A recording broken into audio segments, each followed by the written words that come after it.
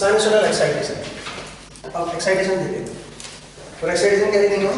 Sinusoidal. ठीक है, तो साइनसोइडल एक्साइटेशन करते हैं।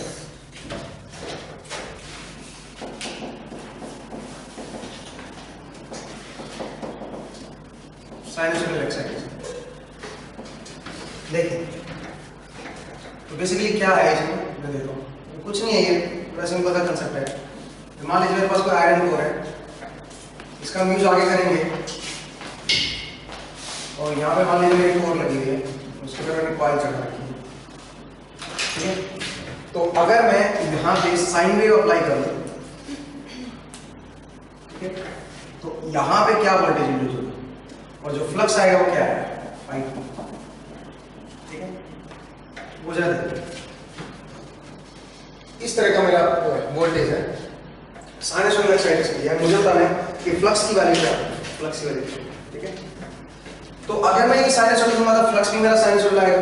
ठीक है, फ्लक्स भी मेरा साइनसोइडल आएगा, तो फ्लक्स को मैं लिख रहा हूँ फाई टी।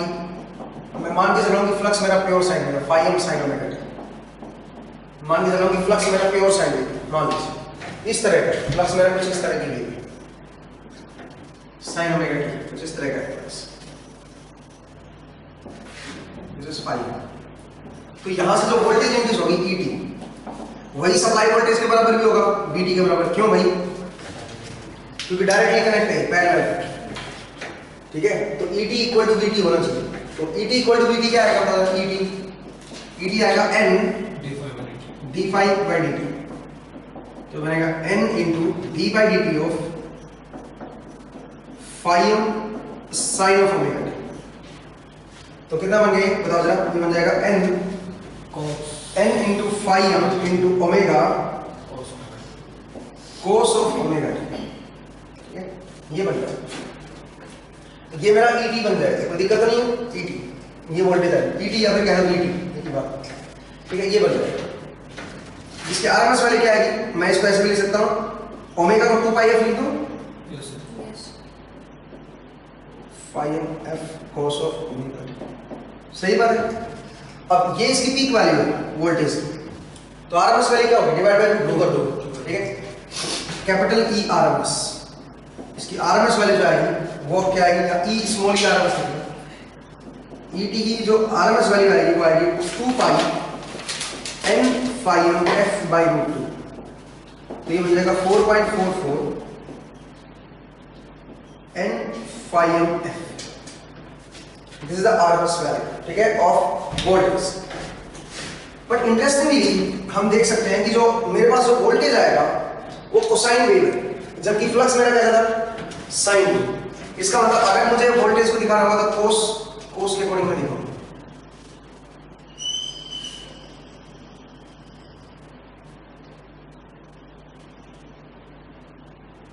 समझ रहे हो? इस तरह की मेरी वेव आएगी।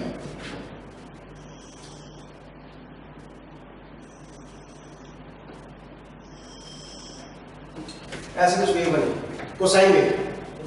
जिस टाइम मेरा फ्लक्स 0 होगा वहां पे आपका ये मैक्सिमा या मिनिमा होगा। ठीक है, वोल्टेज, ये वोल्टेज है ग्रीन में। ठीक है, दिस इज ईटी का लॉ। ईटी कोसाइन वेव मतलब 90 डिग्री लीड कर रही है।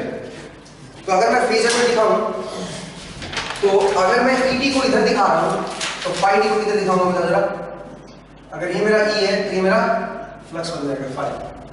90 डिग्री लैग कर रहा है ना। मैं कोस को देखो साइन में लिख सकता हूं, कैसे? जरा देखो, इसको लिखूंगा 2 pi N phi M F sine of omega T plus 90। Cos क्या होता है? ओमेगा टी प्लस 90 होता है, इस तरह से लिख सकता हूं। इसका मतलब इसमें साइन ओमेगा टी है, इसमें साइन ओमेगा टी प्लस 90 है, इसका मतलब 90 डिग्री लीड कर रहा है। ठीक है, तो वोल्टेज जो है ई जो आएगा, ये वाली फेजर में कैपिटल ई लिख रहा हूं मैं, ई जो है फ्लक्स से 90 डिग्री लीड करेगा। ठीक है, बट ऐसा एक्चुअल में होगा नहीं, हम देखेंगे क्या दिक्कत आएगी। ठीक है, 90 डिग्री लीड करेगा, यहां से नहीं रहेगा। चलिए, बहुत बढ़िया, आगे बढ़िए। ठीक है, आगे बढ़िए। ठीक है, नेक्स्ट वाला देखिए। तो मैंने बताया कि किस तरह की एक्साइटेशन आएगी और क्या इसका ये इन दोनों के बीच का फेज का डिफरेंस क्या आएगा और क्या इसकी आरएमएस वैल्यू है। चलिए एक दो क्वेश्चन करते हैं इसमें। ठीक है, एक दो क्वेश्चन करते हैं, मैं रफ कर दूं। एक और बात मुझे बताइए, मैं आपको पहले लेक्चर में समझाया था, बेसिक जब सबसे पहला टॉपिक मैंने समझाया था आपको, मैंने उसमें बताया था कि अंडर स्टडी स्टेट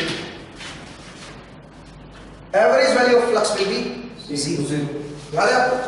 देखो यहाँ से फ्लक्स क्या आया था, यहाँ से फाई टी आया था 1/n इंटीग्रेशन et dt, याद है? तो वो इंडक्टर वाली कहानी थी L by dt, उससे मैंने बताया था। इसको मैं ऐसे भी तो लिख सकता हूँ L by dt, तो यहाँ से it आ गया था, याद है आपको? 1/L इंटीग्रेशन et dt, ये आया था। और फिर मैंने बताया था कि करंट की जो अंडर वन पीरियड अगर स्टेडी स्टेट में देखो तो एवरेज वैल्यू क्या होती है, इसकी वैल्यू 0 होती है। मतलब आप जब देखना इसकी वैल्यू जो आएगी from t1 to t1 plus capital T, मतलब अंडर वन पीरियड इसकी जो वैल्यू होती है वो क्या होती है 0। आप याद कीजिए कल का लेक्चर पहली क्लास में समझाया था। ऐसे ही यहाँ भी ये बनेगा, बिकॉज ये वही है इंडक्टेंस का इफेक्ट है, इधर वही चीज करंट आप जो ले रहे हो वही मैंने फ्लक्स से दिखा दिया, एक ही बात, उससे कोई फर्क नहीं पड़ता। तो इसका वैल्यू क्या आएगी 0 under one period steady state, इसकी एवरेज वैल्यू क्या आएगी फ्लक्स की 0। और भी ज्यादा याद है, ये भूल गए? चलो मैं थोड़ा सा रिवाइज करा देता हूँ, ठीक है? देखिए क्या बताया था, थोड़ा सा याद दिला देता हूँ। मैंने बताया था कि मान लीजिए दो नेटवर्क है, ठीक है? मान लीजिए दो नेटवर्क है मेरे पास, ठीक है? कुछ इस तरह से दो नेटवर्क और बीच में कोई इंडक्टर लगा हुआ है। तो मैंने बताया था कि इसके अक्रॉस जो वोल्टेज आएगी VLT, इंडक्टर के अक्रॉस, इसका इंडक्टेंस है L और मान लीजिए करंट है इसमें IT, तो जो VLT होगा वो होगा L DILT by dt, ये हो, ये मेरा VLT आया, इंडक्टर के अक्रॉस वोल्टेज है, ठीक है जी? ये वोल्टेज है। अब मैंने यहां से बोला था कि यहां से अगर मैं ILT निकालूं, इंडक्टर का जो करंट आएगा वो निकालूं, वो आएगा 1/L और ये dt इधर आ जाएगा और इंटीग्रेट हो जाएगा VLT, ठीक है? तो अगर मुझे किसी भी इंस्टेंट t पे करंट चाहिए, इसकी लिमिट होनी चाहिए ना इंटीग्रेशन की, ठीक है? तो मान लीजिए मैं ILT देखना चाहता हूं, वो ये ILT क्या आएगा बता देना, ILT आएगा t टाइम तक का करंट, वो आएगा, अगर मैं इसको सोल्व करूं तो मैं लिखूंगा ILT1, क्योंकि कुछ इनिशियल करंट होगा, कुछ तो इंडक्टर में इनिशियल करंट होगा t = t1 पे, और t1 से आगे कहां तक, फिर t1 से आगे t तक ये बनेगा, ये ILT आएगा। अगर मैं लिमिट डालूं इसमें तो इंडक्टर में एक तो इनिशियल करंट होता है, इनिशियल स्टोर करके रखता है इंडक्टर, वो करंट आएगा प्लस t1 से लेकर t तक ये करंट आएगा, करेक्ट है? इस तरह से मैंने आपको बताया। फिर मैंने बोला था कि अगर मैं स्टेडी स्टेट की बात करूं, स्टेडी स्टेट, तो स्टेडी स्टेट में मैंने आपको याद दिलाया था कि वैल्यू रिपीट होती है। स्टेडी स्टेट कब होती है? स्टेडी स्टेट का क्या मतलब होता है? स्टेडी का मतलब डीसी नहीं होता, कांस्टेंट नहीं होता। स्टेडी का मतलब जो वेरिएशन है वो क्या होने लग जाए, रिपीट होने लग जाए, उसको बोलते हैं स्टेडी, ठीक है?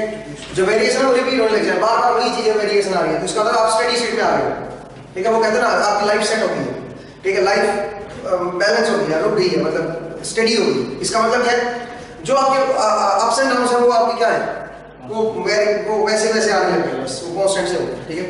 रूटीन में आ गए, तो कुल मिला के उसको स्टडी बोलते हैं, स्टडी स्टेट। तो स्टडी स्टेट में ये कह सकता हूं कि जो करंट की वेव होगी इंडक्टर या करंट की, जो ILT आएगा वो रिपीट करेगा, एक टाइम पीरियड के बाद वो क्या करेगा, रिपीट करेगा। मतलब मैं ये कह सकता हूं कि ILT1 + t must be equal to ILT1, मैं कह सकता हूं T1 में जो वैल्यू होगी वही कहां पे आएगी, T1 + t पे वैल्यू आएगी। आप समझ रहे हो? तो कोई दिक्कत तो नहीं है।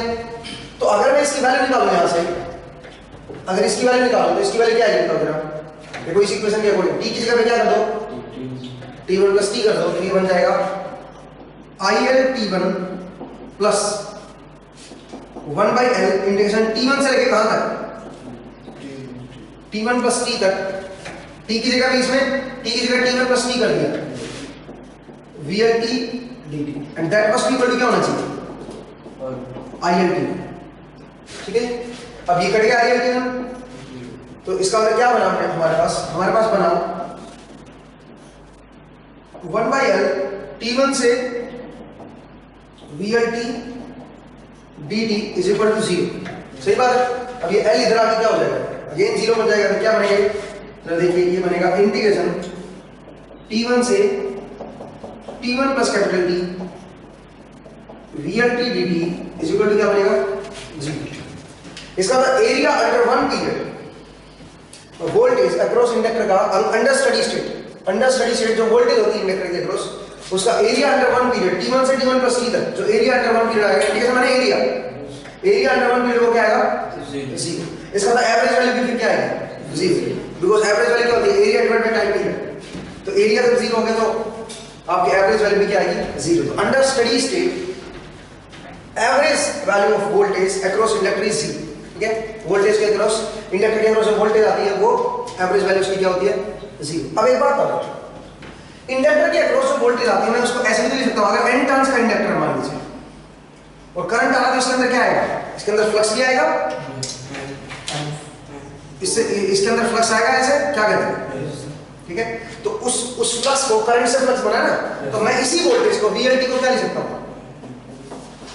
n d∅dt। सिंपल सी बात है, इसको मैं ऐसे लिख सकता हूं। ठीक है, कोई दिक्कत नहीं। अब अगेन मैं इस dt को इधर ला सकता हूं, तो क्या बनेगा, ये बनेगा 1/n integration VLT dt is equal to d∅ is equal to phi integrate करते हैं ना phi क्या करेक्ट है, ऐसे लिख सकता हूं। यहां से फ्लक्स के लिए dt को इधर ले आओ और n को नीचे ले आओ और बोथ साइड इंटीग्रेट कर दो, तो इधर d∅ है तो d∅ की जगह phi बन जाएगा और इधर इंटीग्रेशन आ जाएगा। तो अंडर स्टडी स्टेट इसकी जो इसका जो वैल्यू आएगी वो क्या आएगी 0। इसकी वैल्यू जो आएगी वो 0 आएगी। इसका मतलब फ्लक्स का जो एरिया आएगा, सॉरी वोल्टेज का जो एरिया आएगा अंडर स्टडी स्टेट वो क्या होगा 0। समझ आया, वो आपका क्या आएगा 0 आएगा। इंडक्टर के अक्रॉस जो वोल्टेज होगा उसकी एवरेज वैल्यू क्या आएगी 0। ठीक है, अंडर वन पीरियड। कोई दिक्कत नहीं है, आगे बढ़ सकते हैं। चलिए बहुत नेक्स्ट वाला देखिए। अब थोड़ा सा आगे बढ़िए, अब कुछ क्वेश्चन सॉल्व करते हैं। ठीक है, ये आप ध्यान रखिएगा, अब इसका मैं यूज करूंगा, देखना जरा देखिए, लिखिए ये दो क्वेश्चन लिखिए। पहले जरा सिंपल क्वेश्चन लिख लेते हैं। लिखिए, a single phase 120 volt 60 hertz supply is connected to a coil at some.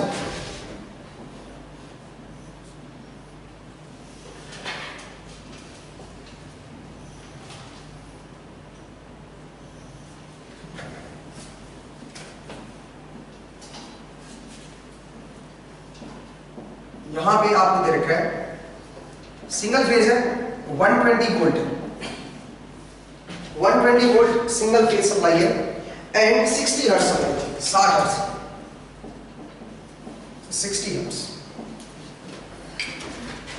is connected to a coil as shown. The coil has 200 turns. इसमें आपको दे रखा है 200 turns and is 200 turns. The parameter of the core are length of the core is 100 centimeter. Cross section area of the core is 20 centimeter square and relative permeability mu r is equal to 2500. relative permeability, अब दो चीजें आपको बतानी है। ठीक है, लिखिए पहली चीज क्या है, फर्स्ट आपको कैलकुलेट करना है, कैलकुलेट कीजिए an expression for flux density in the core, B की वैल्यू बतानी है। दूसरा आपको बताना है voltage an expression for current in the coil, IT आपको बताना है और BT आपको बताना है, BT time varying flux density value. BT क्या आएगा, IT क्या आएगा, ये दो चीजें आपको बतानी है करेंगे। ठीक है, BT क्या आएगा, या चलिए हाँ निकालो, मे RMS वैल्यू निकाल सकता हूं उसका। ठीक है, बताइए क्या आएगा। ठीक है, BT क्या आएगा और आपका, ठीक है निकालिए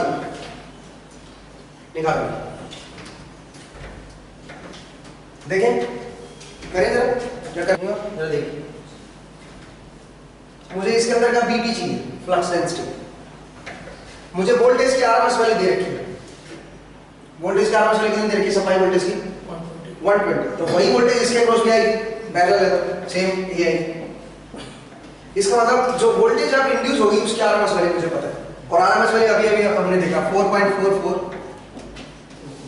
n phi m f, यही तो होती है, और उसकी वैल्यू आपको दे रखी है कितनी 120।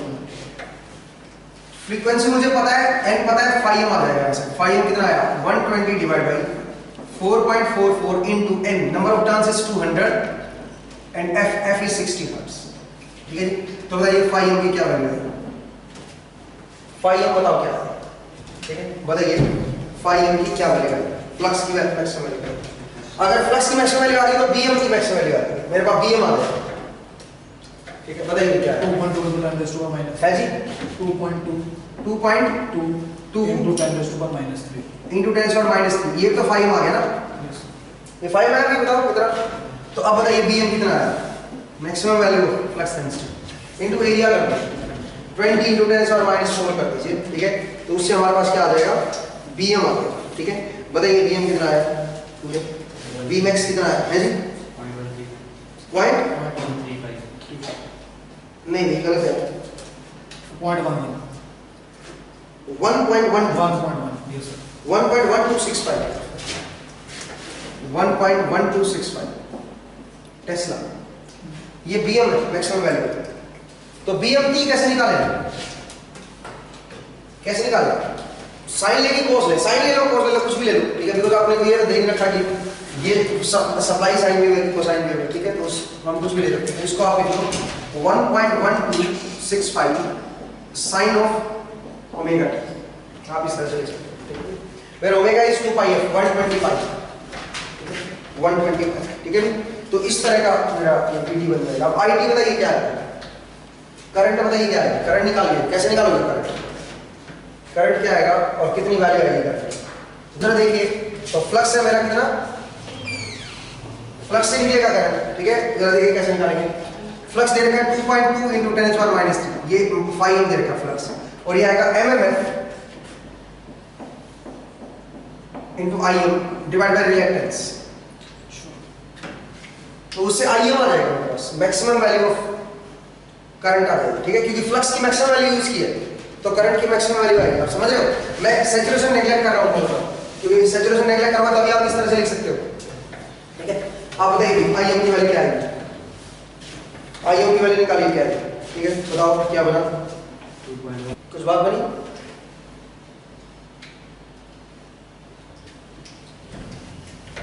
नहीं है, देखो रिलेक्टेंस की वैल्यू डाल दो ना, रिलेक्टेंस इज L कितना है 100 into 10 to minus 2,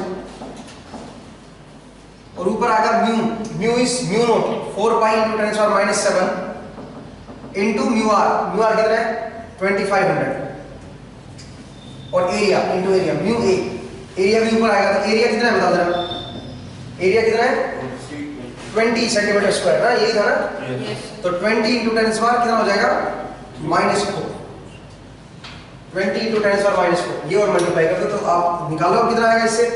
आइए देख लो यार, बड़ा आसान है, कैलकुलेशन कर 34 या 3.4 नहीं भाई, आईएम की वैल्यू जो आएगी वो आएगी 1.79 समथिंग, चेक करके देखो 1.79, ठीक है, और करंट ऑफ फ्लक्स का सेम फेज में लेके चल रहा हूं, तो आईटी की वैल्यू जो आएगी वो आएगी 1.79 अगेन साइन ऑफ ओमेगा, ये बन जाएगा, क्योंकि करंट और फ्लक्स मेरे सेम फेज में कितना है 1. चलो तो इतना ही है, ठीक है, 1.79, ठीक है, तो कुल मिला के कितना आ गया, ठीक है।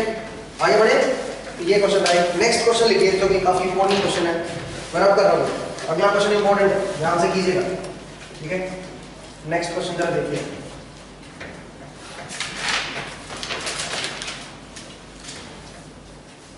नेक्स्ट क्वेश्चन देखिए भाई, नेक्स्ट क्वेश्चन दिया हुआ है आपको, एक स्क्वायर वोल्टेज अप्लाई की गई है, ऐसी वोल्टेज, देखो क्या कराएंगे, ये करें square wave voltage of amplitude 100 volt and frequency 60 hertz, इसकी फ्रीक्वेंसी कितनी दे रखी है 60 hertz, is applied on a coil wound on a closed iron core, correct? तो क्लोज्ड आयरन कोर है, डायग्राम नहीं बना रखा, मैं बना रहा हूं अपनी तरफ से, ठीक है? और उसके ऊपर ये वेव अप्लाई की गई, ये वोल्टेज अप्लाई किया गया, ठीक है? क्लोज्ड आयरन कोर पे ऐसे वोल्टेज अप्लाई की है। द कॉइल हैज 500 टर्न्स, जो नंबर ऑफ टर्न्स है वो कितनी है? 500। The coil has 500 turns and the cross sectional area of the core is, cross sectional area of the core is, core का जो एरिया दे रखा है आपको, वो दे रखा है आपको 0.001 मीटर स्क्वायर, 0.001 मीटर स्क्वायर, ठीक है? ये एरिया दे रखा है। Assume that the coil has no resistance, इस कॉइल का रेजिस्टेंस नेग्लिजिबल है, प्योर इंडक्टेंस है, ठीक है जी? इस कॉइल के पास find the maximum value of flux and sketch the waveform of voltage and flux as a function of time. Find the maximum value of the flux and sketch the waveform of the value of flux and voltage as a function of time. लिख लीजिए, find the maximum value of flux and sketch the waveform of voltage and flux as a function of time, voltage and flux as a function of time। दूसरा part लिखिए, find the maximum value of E, find the maximum value of E, find the maximum value of E, लिखिए, find the maximum value of E if the maximum flux density is not to exceed 1.2 decimal, if the maximum flux density is not to exceed 1.2 decimal, 1.2 decimal. बहुत बढ़िया question है, ध्यान से करेंगे। Find the maximum value of E if the maximum flux density is not to exceed 1.2 decimal, ठीक है भाई? कीजिए जरा, ध्यान से कीजिए, हो गया भाई? देखें, चलिए देखें, इसमें क्या किया हुआ है? वोल्टेज दे रखी है आपको +100 -100, और हमसे क्या पूछा है? फ्लक्स की मैक्सिमम वैल्यू पूछी, ठीक? तो मुझे एक बात बताओ, मैं जानता हूं कि जो ये सप्लाई है, इसकी वेवफॉर्म दे रखी है, सप्लाई बोले या इंड्यूस्ड ईएमएफ बोले की बात, क्योंकि दोनों पैरेलल है तो सेम ही होंगे, ठीक है? तो उसकी वेवफॉर्म मेरे पास है, तो इसकी रिलेशन जो होती है फ्लक्स के साथ वो होती है n d∅dt, सही बात है? इसका मतलब ये होगा कि E into dt is equal to n d∅, सही बात है? तो यहां से मैं ये कह सकता हूं कि n को अगर मैं इधर ले आऊं तो 1/n integration E dt is equal to phi, सही बात है? कोई दिक्कत नहीं? इस n को नीचे ले आया और E dt को इंटीग्रेट कर दिया तो d∅ की जगह phi हो जाएगा, करेक्ट है? कोई दिक्कत नहीं? अब सुनो, अंडर स्टडी स्टेट मैं जानता हूं इसका एरिया 0 है, देखो ना, इसका एरिया 0 नहीं है क्या? पूरे पीरियड में देखो, इसका एरिया 0 है। Under steady state, under one period अगर मैं देखूं तो इसका एरिया 0 है एक पीरियड में। मतलब मैं ये कह सकता हूं कि जो फ्लक्स होगा वो भी कैसा होगा? टाइम वेरिंग नहीं, फ्लक्स होगा वो भी टाइम वेरिंग होगा। और जरा देखो ना, अगर मैं फ्लक्स की value T plus capital T पे देखूं तो वो आएगा वापस phi t के बराबर, इस तरह से आएगा, ठीक है? ये तो अभी थोड़ी देर पहले इक्वेशन बनी थी यार, ठीक है? चलो, इनकेस अगर आप इस तरह नहीं देखना चाहते तो कोई बात नहीं, ये भी ठीक है। जरा देखो, इसका मतलब ये मुझे पता चल गया कि फ्लक्स की जो वेवफॉर्म आएगी वो E को क्या करना पड़ेगा? इंटीग्रेट करने से आएगी, E को इंटीग्रेट करने से आएगी। तो मैं ये लिख सकता हूं कि phi t is equal to phi t1 plus 1/n integration from t1 to t E dt। क्या कहते हैं? ऐसे लिख सकता हूं, अभी थोड़ी देर पहले यार लिखा था करंट की इक्वेशन में, तो इसको इस तरह से लिख सकता हूं, कोई दिक्कत तो नहीं? Where phi t1 is the initial value of flux, ठीक है? t इक्वल टू 0 पे जो वैल्यू आएगी उसकी वो है phi t, ठीक है? कोई दिक्कत तो नहीं है? कोई परेशानी है? आप पूछ सकते हैं, ठीक है भाई? तो अगर मैं इसको सोल्व करूंगा, इसको जरा सोल्व करता हूं, जरा देखते हैं क्या होता है, ठीक है? मान लीजिए मेरे पास phi t1 कुछ इनिशियल वैल्यू है, मुझे नहीं पता वो क्या वैल्यू है, ठीक है? मुझे नहीं पता इनिशियल वैल्यू क्या है, बट मैं ये जानता हूं अगर मेरा E की वैल्यू मैं 100 रखूंगा, अगर मैंने 100 रखा है यहाँ पे, ठीक है? या फिर t1 कहां शुरू हो रहा है? 0 से। t1 तो 0 से इंस्टेंट है ना, तो आप एक काम करो, t1 की जगह पे क्या रख दो? 0। क्या कहते हैं? नहीं सही बात है, बताओ भी। अगर मैं इसको सोल्व करूंगा तो ये बनेगा phi of 0 initial value flux की ये plus 1/n 0 to t e dt। आप बोलोगे सर क्यों आपने 0 से क्यों नहीं शुरू किया? फ्लक्स 0 से शुरू कर दिया। तो मैंने बोला कि मैं स्टेडी स्टेट एनालिसिस कर रहा हूं और स्टेडी स्टेट में फ्लक्स की कुछ इनिशियल वैल्यू दी है, ठीक है। ट्रांजिएंट होता तो फ्लक्स 0 से स्टार्ट होता, क्योंकि करंट 0 से स्टार्ट होता है ऑलवेज। इंडक्टर में करंट कहां स्टार्ट होता है? 0 से। नेटवर्क थ्योरी में पढ़ाया ना आपने, ठीक है। तो ट्रांजिएंट होता है ऐसे करता है, बट मैं स्टेडी स्टेट में आ रखा हूं। तो स्टेडी स्टेट में आ रखा हूं तो इस इंडक्टर के पास कुछ इनिशियल करंट होने का मतलब क्या है? इसके बाद इनिशियल फ्लक्स, तो उसके पास कुछ फ्लक्स है phi 0 plus 1/n 0 to t e dt। Correct है, कोई दिक्कत तो नहीं है। अब चलिए अगर मैं e की वैल्यू पुट करूं तो जरा देखो ये क्या बनेगा। phi t = phi 0 plus 1/n, n की वैल्यू कितनी है? 500 0 to t, और e की वैल्यू कितनी है बताओ जरा? 0 to t/2। 0 to t/2 क्यों t/2? बिकॉज़ देखो ना मैं यहां से यहां तक देखना चाहता हूं ना, तो 0 से लेके कहां तक? t/2 तक। 0 से t/2 तक बताओ क्या बनेगा? ये बनेगा 100 into dt। 100 into dt, कोई दिक्कत तो नहीं है। चलिए तो क्या बनेगा बताओ जरा? यहां से बनेगा phi of 0 plus 1/500 into 100t, 100 into t/2। Integrate करोगे तो ये बनेगा इसका इंटीग्रेशन यार 100 का क्या बनेगा? 100 into t/2। तो क्या होगा? ये कट गया यहां से, तो क्या बना बता जरा? ये बन गया phi t = phi of 0 plus t/10, sorry t/10, सही है t/10 या। और t की वैल्यू मुझे पता है, t की वैल्यू कितनी है? 1/60। तो t/2 कितना हो जाएगा बता जरा? सॉरी t की वैल्यू 1/60 पुट कर दो तो बताओ जरा phi t क्या आया? phi t = phi of 0 plus 1/600। क्या है? 1/600। एक मिनट मैंने थोड़ा सा गड़बड़ कर दिया भाई। आप इसको t को t ही लिखो, t को t ही लिखो तो क्या बनेगा बताओ जरा? बाद में पुट कर देंगे ना t की वैल्यू। अरे इक्वेशन की फॉर्म में रखते हैं ना यार, ये समझे क्या? अभी तो वेरिएबल की फॉर्म में आएगा। नहीं तो आप क्या कर रहे हो फिर? आप अगर आपने कैपिटल t/2 रख दिया तो इसका तो उस इंस्टेंट में देख रहे हो, इसका ये मतलब होगा। तो अगर मैं t की टर्म में लिखूंगा तो क्या बनेगा? ये बनेगा 1/5t। ऐसा कुछ नहीं बनेगा? 1/5t एक बार इस तरह से लिखो तो ये बन जाएगा phi t = phi t0 plus 1/5t।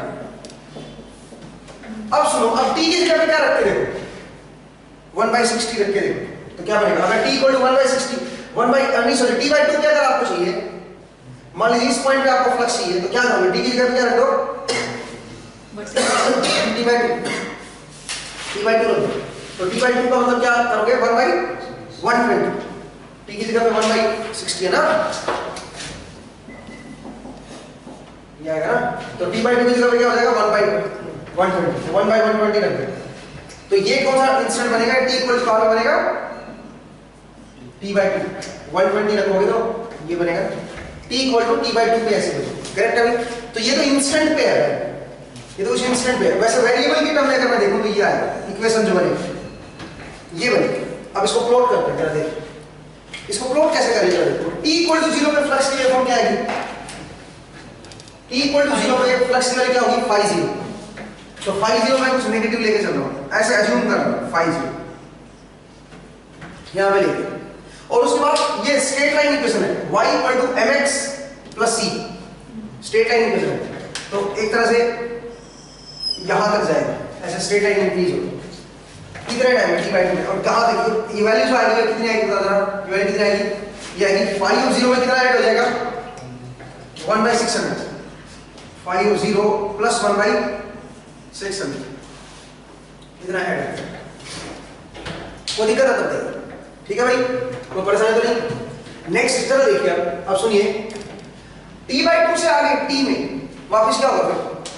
फिर इतना ही डाउन आएगा। क्यों इतना ही डाउन आएगा? क्वेश्चन ये है क्योंकि ये स्टेडी स्टेट वेवफॉर्म है। स्टेडी स्टेट में वेरिएशन क्या हो रखे हैं? रिपीटिंग हो रखे हैं। तो इसका मतलब अगर पहले ये वेरिएशन है तो आगे फिर से यहीं से ऐसी वेरिएशन फिर से आना चाहिए। तो इसका मतलब नेगेटिव में सेम वैल्यू आनी चाहिए। आप समझ रहे हो मेरा पॉइंट? इसका मतलब ये वैल्यू उतनी ही आनी चाहिए जितनी यहाँ पे आपने लिया 5 0, क्योंकि फिर से रिपीट करेगा ना ये। आप समझ नहीं रहे हो क्या मेरा पॉइंट? ठीक है भाई। अब अगर यहाँ पे प्लस 100 था तो अगले केस में माइनस 100 नहीं आएगा, डाउन आएगा ना। यहाँ पे माइनस 100 कर दो तो यहाँ पे माइनस आ जाएगा बस। ठीक है, तो माइनस आ जाएगा, ये ऐसा कुछ बन जाएगा। करेक्ट है? इस तरह की वेव आएगी, इस तरह की मेरी फ्लक्स की वेव। सॉरी आपने सेम उस पे कि वो वन साइकिल में वोल्टेज का वो जीरो होता था एरिया, आप -100 पे इसलिए वो वोल्टेज का होता है, वोल्टेज का एरिया, वोल्टेज तो पहले जीरो दे रखे हैं। अच्छा, वोल्टेज का होता है ना, वोल्टेज तो पहले एरिया जीरो दे रखे हैं। ठीक है, तो इस तरह का मेरे पास ये वेव फॉर्म बनेगी फ्लक्स। ठीक है, कहां से यहाँ पे क्यों 5 0 तक ही क्यों आएगा दोबारा से बताओ? क्यों वापस यहीं तक आएगा? क्यों? क्योंकि स्टडी स्टेट में आ रखा है। और स्टडी स्टेट का मतलब क्या होता है? रिपीटिंग। इसका मतलब पिछले पीरियड में आई वही फिर से रिपीट करेगा, इसलिए वहीं तक आप नीचे लेके आओ। आप समझे मेरा पॉइंट? ठीक है, अब क्वेश्चन ये है कि ये मैक्स वैल्यू क्या है? इट्स मैक्सिमम वैल्यू आपको बतानी है कि क्या मैक्सिमम वैल्यू है। ठीक है, ये आपको बताना है। तो वो तो मैं 5 0 नहीं पता ना। 5 0 अगर पता चल जाए तो मजा आएगा। ठीक है, इनिशियल फ्लक्स पता चल जाए तो हमें इसकी मैक्सिमम वैल्यू पता चल जाएगी। अब ये कैसे निकालते हैं 5 0 कैसे निकालते हैं बताओ? देखो मैं एक काम और कर सकता हूँ। देखो यहां से मैं एक बढ़िया चीज लिख सकता हूं। क्या? मैं इसको लिख सकता हूं E delta T is equal to N delta phi. E delta T is equal to N delta phi. सही बात है,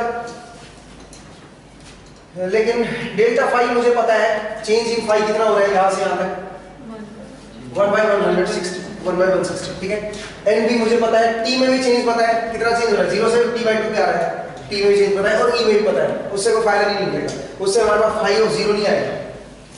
ठीक है, मुझे तो maximum value of flux density चाहिए ना, फ्लक्स चाहिए ना। तो बताओ फाई 0 कैसे निकालें? इनिशियल वैल्यू ऑफ फ्लक्स कैसे निकालें? कोई आइडिया है तो? ठीक है, इनिशियल वैल्यू ऑफ फ्लक्स कैसे निकालें बताओ भाई। देखो एक काम करते हैं, अगले के लिए सोल्व करते हैं, अगले के लिए सोल्व करते हैं, यहां से लेके यहां तक सोल्व करते हैं। ठीक है, सोल्व करें, उससे हमारे पास फाई ऑफ 0 आ जाएगा। कैसे? उधर देखिए, सेम ये इक्वेशन बनेगी, इक्वेशन यही बनेगी फाई टी की, लेकिन अब मैं अगले हाफ के लिए सोल्व कर रहा हूं। तो अगर मैं अगले हाफ के लिए सोल्व करूंगा तो इनिशियल वैल्यू ऑफ फ्लक्स क्या है बताओ मेरी? इस बार इनिशियल वैल्यू क्या है flux? Phi naught plus initial value है फाई नॉट प्लस 1/600। ये है इनिशियल वैल्यू, समझ आया? और E की वैल्यू कितनी है इस बार? -100। ठीक है, इनिशियल वैल्यू मेरी ये है और ये -100। तो जरा पुट करके देखें आप, जरा देखिए क्या बनेगा। ये बनेगा phi of T is equal to phi of 0 plus 1/600 plus 1/n। n की वैल्यू कितनी है? 500। इंटीग्रेशन 0 टू T और E की जगह पे क्या है बताओ जरा? 0 to T आएगा, 0 to T आएगा। क्यों? क्योंकि मैं इसको इनिशियल मान रहा हूं और यहां से 0 शुरू कर रहा हूं। एक ही बात है, ठीक है? 0 से T ले लो, 0 से स्मॉल t ले लो, क्योंकि मैं 0 इंस्टेड ऑफ यहां से शुरू कर रहा हूं और जो इनिशियल फ्लक्स है वो ये वाला फ्लक्स। ये मैंने इनिशियल फ्लक्स लिख दिया ना, ये मेरा इनिशियल फ्लक्स। ठीक है, हां तो भाई 1/500 into E is -100 into dt। सही है भाई? तो कितना बन गया? ये बन गया phi of T is equal to क्या बना? Phi of 0 plus 1/600 minus 1/500। ये बन गया, कोई दिक्कत नहीं है। ठीक है, लेकिन बात बनेगी नहीं यार इससे। ठीक है, इससे कोई बात बनी तो नहीं। क्यों भाई? क्योंकि T की वैल्यू जब T/2 रखोगे यहां से आगे T/2 रखनी पड़ेगी ना। 0 अगर इसको माना तो ये पॉइंट क्या हो जाएगा?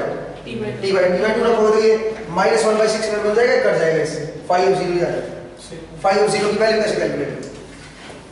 फाई ऑफ 0 की वैल्यू कैसे कैलकुलेट करें? ऐसे तो कैलकुलेट होगा ही। ठीक है, बताओ भाई 5x आप कैसे कैलकुलेट करोगे? 5 min and 5x कैसे कैलकुलेट करोगे? एक तरीका और है मेरे पास, जरा देखिए क्या तरीका है।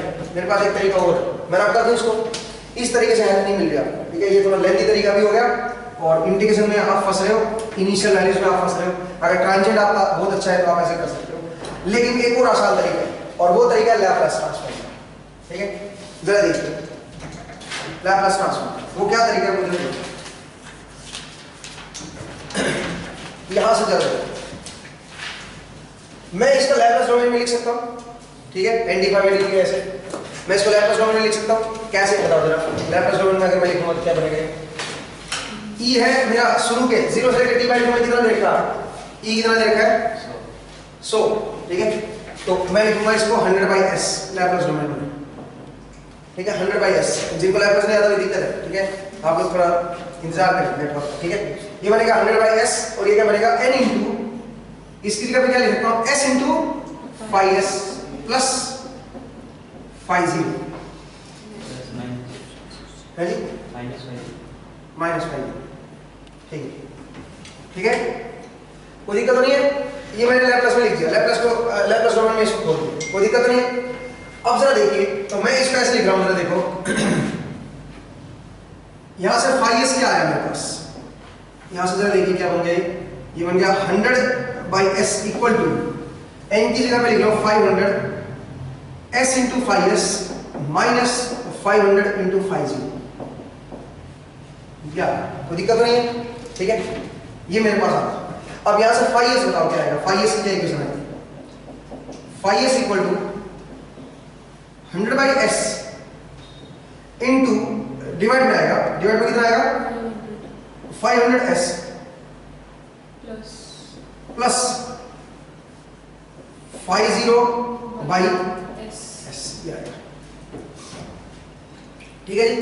तो अब ये बन गया, देखो वही इक्वेशन बनेगी अब इसको 1/5s² प्लस 50/s,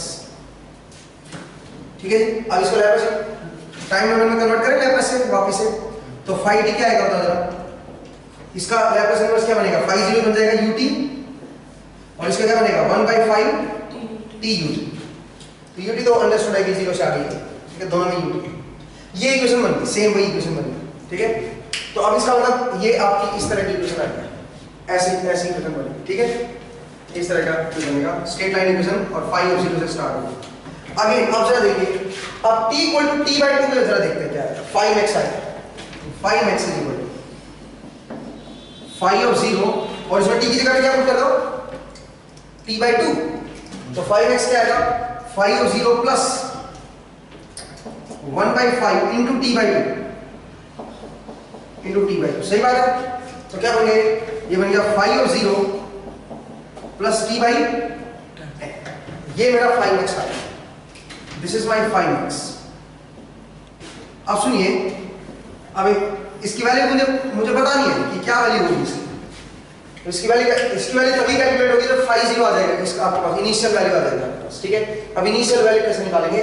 ये गड़बड़ है इसमें, ठीक है। तो ये जरा देखते हैं कैसे निकालते हैं, ठीक है। अब नेक्स्ट जरा देखिए अगले पार्ट के लिए, अगले पार्ट के लिए आपके लिए 5x आपकी इनिशियल वैल्यू है। फिर से लैप्लास लगाएंगे, 5x आपके लिए इनिशियल वैल्यू है, ठीक है। तो जरा देखिए अब अगले पार्ट के लिए सोल्व करते हैं, जरा देखिए मैं रब कर दूं सेम यहां पे जहां पे आ रहे हो, सेम इक्वेशन यही है, उसको सोल्व करते हैं। लेकिन इस बार e की वैल्यू कितनी है? -100, ठीक है। तो जरा देखिए मैं इसको रब कर रहा हूं, ठीक है। अब जरा देखते हैं, और 5 और 0 क्या है इनिशियली बताओ जरा? 5 और 0 कितना है? 5x, it is the 5x, it is 5x, ठीक है। कोई दिक्कत नहीं, ये मेरा 5x है, इनिशियल वैल्यू 5x है ना, ठीक है। अगले के लिए यार, अगले हाफ के लिए, इस हाफ के लिए तुम सोचो ना, इस हाफ के लिए 5x इनिशियल वैल्यू है। तो बताओ जरा यहां से 5s क्या आएगा? 5s आएगा -100/s² इंटू 500, क्योंकि n की वैल्यू 500 है, ठीक है, प्लस बताओ कितना है? 5x/500s, So 5 ही होगा सर। ओह 5 होगा, ठीक ठीक ठीक।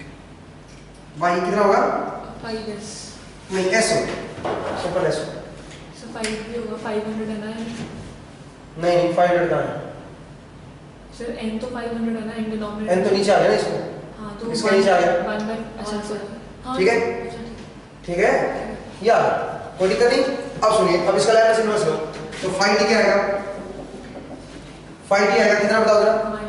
-t/5 -t/5 plus 5 plus 5x, यार प्लस 5x या ठीक है। अब सुनो जो 5t है इसमें t की जगह पे कैपिटल T by 2 रखोगे, यहां से t की जगह पे कैपिटल T by 2 आगे रखोगे तो क्या बनेगा, ये 5 min बन जाएगा नहीं। तो 5 min is equal to minus t की जगह t by 2 कर दो तो माइनस t by 10 बन जाएगा प्लस 5x। कोई दिक्कत नहीं। 5 min is equal to minus t by 10 plus 5x, सही बात है। अब सुनो क्योंकि ये सिमेट्रिक वेव है तो 5x must be equal to क्या होना चाहिए, equal to minus of 5 min।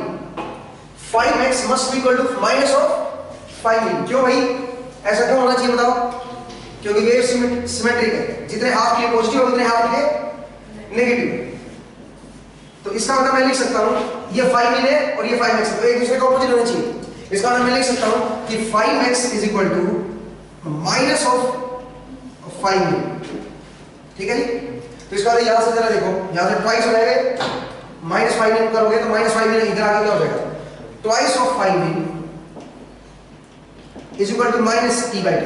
तो यहां से 5 min की वैल्यू कितनी आ गई बता दो, माइनस t by 20। 5x की वैल्यू माइनस ऑफ 5 min रख दी ना मैंने, तो उसको इधर ले गया तो ट्वाइस ऑफ 5 min आ गया और उसको इसके बराबर कर दिया तो 5 min की वैल्यू क्या आ गई, माइनस t by 20। और t की वैल्यू कितनी है बताओ जरा, t की वैल्यू कितनी है बताओ, 1/60। तो ये कितना बन जाएगा, माइनस 1/1200। ये 5 min बनेगा, माने 50 आ गया, ये मेरे पास 50 आ गया। 5 min तो 50 है ना। अब 50 की वैल्यू मेरे पास आ गई है तो 5x की वैल्यू क्या आ जाएगी बताओ, 5x की वैल्यू कितनी आएगी बताओ। 5x की वैल्यू अगर मैं पुट करूं तो ये बनेगा minus 1/1200 plus t by 10। t की वैल्यू कितनी है, t इज 1/60 और ये 10 है तो कितना बन जाएगा 1/600। तो आंसर कितना आएगा बताओ जरा, 1/12। दिस इज माय 5x, ये मेरा 5x है, ठीक है। चलो चेक कर लो क्या आंसर है, मैं जरा चेक कर लेता हूं। आंसर इज इसकी डेसिमल में बताओ जरा क्या वैल्यू है, ठीक है। इसकी डेसिमल में वैल्यू 0.833 आंसर दे रखा है मुझे, 0.833 into 10 स्क्वायर माइनस 3, ये आंसर है 8.3 to 10 to minus 3। हां ठीक, 0.833 into 10 स्क्वायर माइनस 3, ये आंसर, ठीक है। इस तरह से सोल्व करें। तो लैप्लास डोमेन से हमने सोल्व किया है, ठीक है। लैप्लास डोमेन में हमने देखा है, ठीक है। वैसे मैं यहां से भी निकाल सकता था आंसर, 50 को क्या लिख लो 5 min, यहीं पे 50 को 5 min लिख लो, पिछली इक्वेशन में, और 5 min इज इक्वल टू क्या होगा, माइनस ऑफ 5x, ठीक है। तो यहां से ट्वाइस ऑफ 5x हो जाएगा और उसको सीधा सीधा आप निकाल सकते हैं, ठीक है भाई। 1/1200 यही पूछा था। एक तो आपसे और क्या पूछा था बताओ जरा, find the maximum value of flux and sketch the waveform. हमने स्केच कर दिया वेवफॉर्म को, ठीक है, कोई दिक्कत नहीं। नेक्स्ट जरा देखिएगा, नेक्स्ट क्या है आपके पास, नेक्स्ट है find the maximum value of E if the maximum flux density is not to exceed 1.2 Tesla. क्यों कह रहे हैं, मैक्सिमम फ्लक्स डेंसिटी जो है वो 1.2 टेस्ला से ज्यादा नहीं होनी चाहिए। तो आपको बताना है E की मैक्सिमम वैल्यू क्या होगी। तो ये ज्यादा आसान, ये बड़ा आसान क्वेश्चन है। कैसे बताओ जरा कैसे बनेगा बताओ। क्यों कह रहे हैं फ्लक्स डेंसिटी की मैक्सिमम वैल्यू कितनी है, Bm 1.2 टेस्ला है, Bm की वैल्यू 1.2 टेस्ला है। तो आप बताइए E की मैक्सिमम वैल्यू क्या है। E कैसे निकालें, यहां से phi m आ जाएगा बताओ, phi m की वैल्यू क्या होगी है जी 1.2 डिवाइड बाय एरिया। एरिया कितना है 0.001 b डॉट a मल्टीप्लाई करना है, हां ठीक है 0.001, ठीक है। ये phi m हो गया, कितना आया बताओ जरा maximum value of flux density कितनी आई, 1.2 into 10 माइनस 3 बता, ठीक है भाई। इतना मेरा फ्लक्स की मैक्सिमम वैल्यू आ phi m आ, ठीक है। अब बताओ E की फिर मैक्सिमम वैल्यू कैसे निकालें, E की वैल्यू कैसे निकालें, phi m आ। तो phi m से हम E निकाल सकते हैं, phi m से E निकाल सकते हैं, जरा देखिए कैसे। इस इक्वेशन में E मत पुट करो, ठीक है, इस इक्वेशन में E मत पुट करो ना, ये समझेगा मेरा पॉइंट। जरा देखिए कैसे सोल्व करें। अब E की मैक्सिमम वैल्यू कैसे निकालें, उससे फॉर्मूले से नहीं निकालेंगे। कौन सा फॉर्मूला बताओ, कहीं आप E का फॉर्मूला लगा दो क्या, √2 pi f n phi, मुझे लगा 4.44। क्यों नहीं लगाना वो फॉर्मूला, बिकॉज़ किसके लिए होता था वो, प्योर साइन वेव के लिए होता था। यहाँ पे साइन वेव नहीं, यहाँ पे स्क्वायर वेव। तो अब बताइए ई की मैक्सिमम वैल्यू कैसे निकालेंगे, ई की वैल्यू कैसे निकालेंगे, ठीक है। ये वाला फॉर्मूला नहीं लगेगा, अब ये इस तरीके से लगा सकते हैं। जरा देखिए कैसे, मैं इसको बोलूंगा ई को ई पढ़ा रहने दो, मुझे नहीं पता ई, ठीक है। तो E by S is equal to N into S phi S minus phi zero, यही होता है, ठीक है जी। फाई जीरो क्या है बताओ, phi zero is the initial value which is negative of five X. तो फाई जीरो की वैल्यू कितनी है बताओ, माइनस ऑफ दिस, ठीक है। फाई जीरो की वैल्यू आपको पता है, ठीक है। तो मैं बाद में पुट कर दूंगा फाई जीरो की वैल्यू, ठीक है।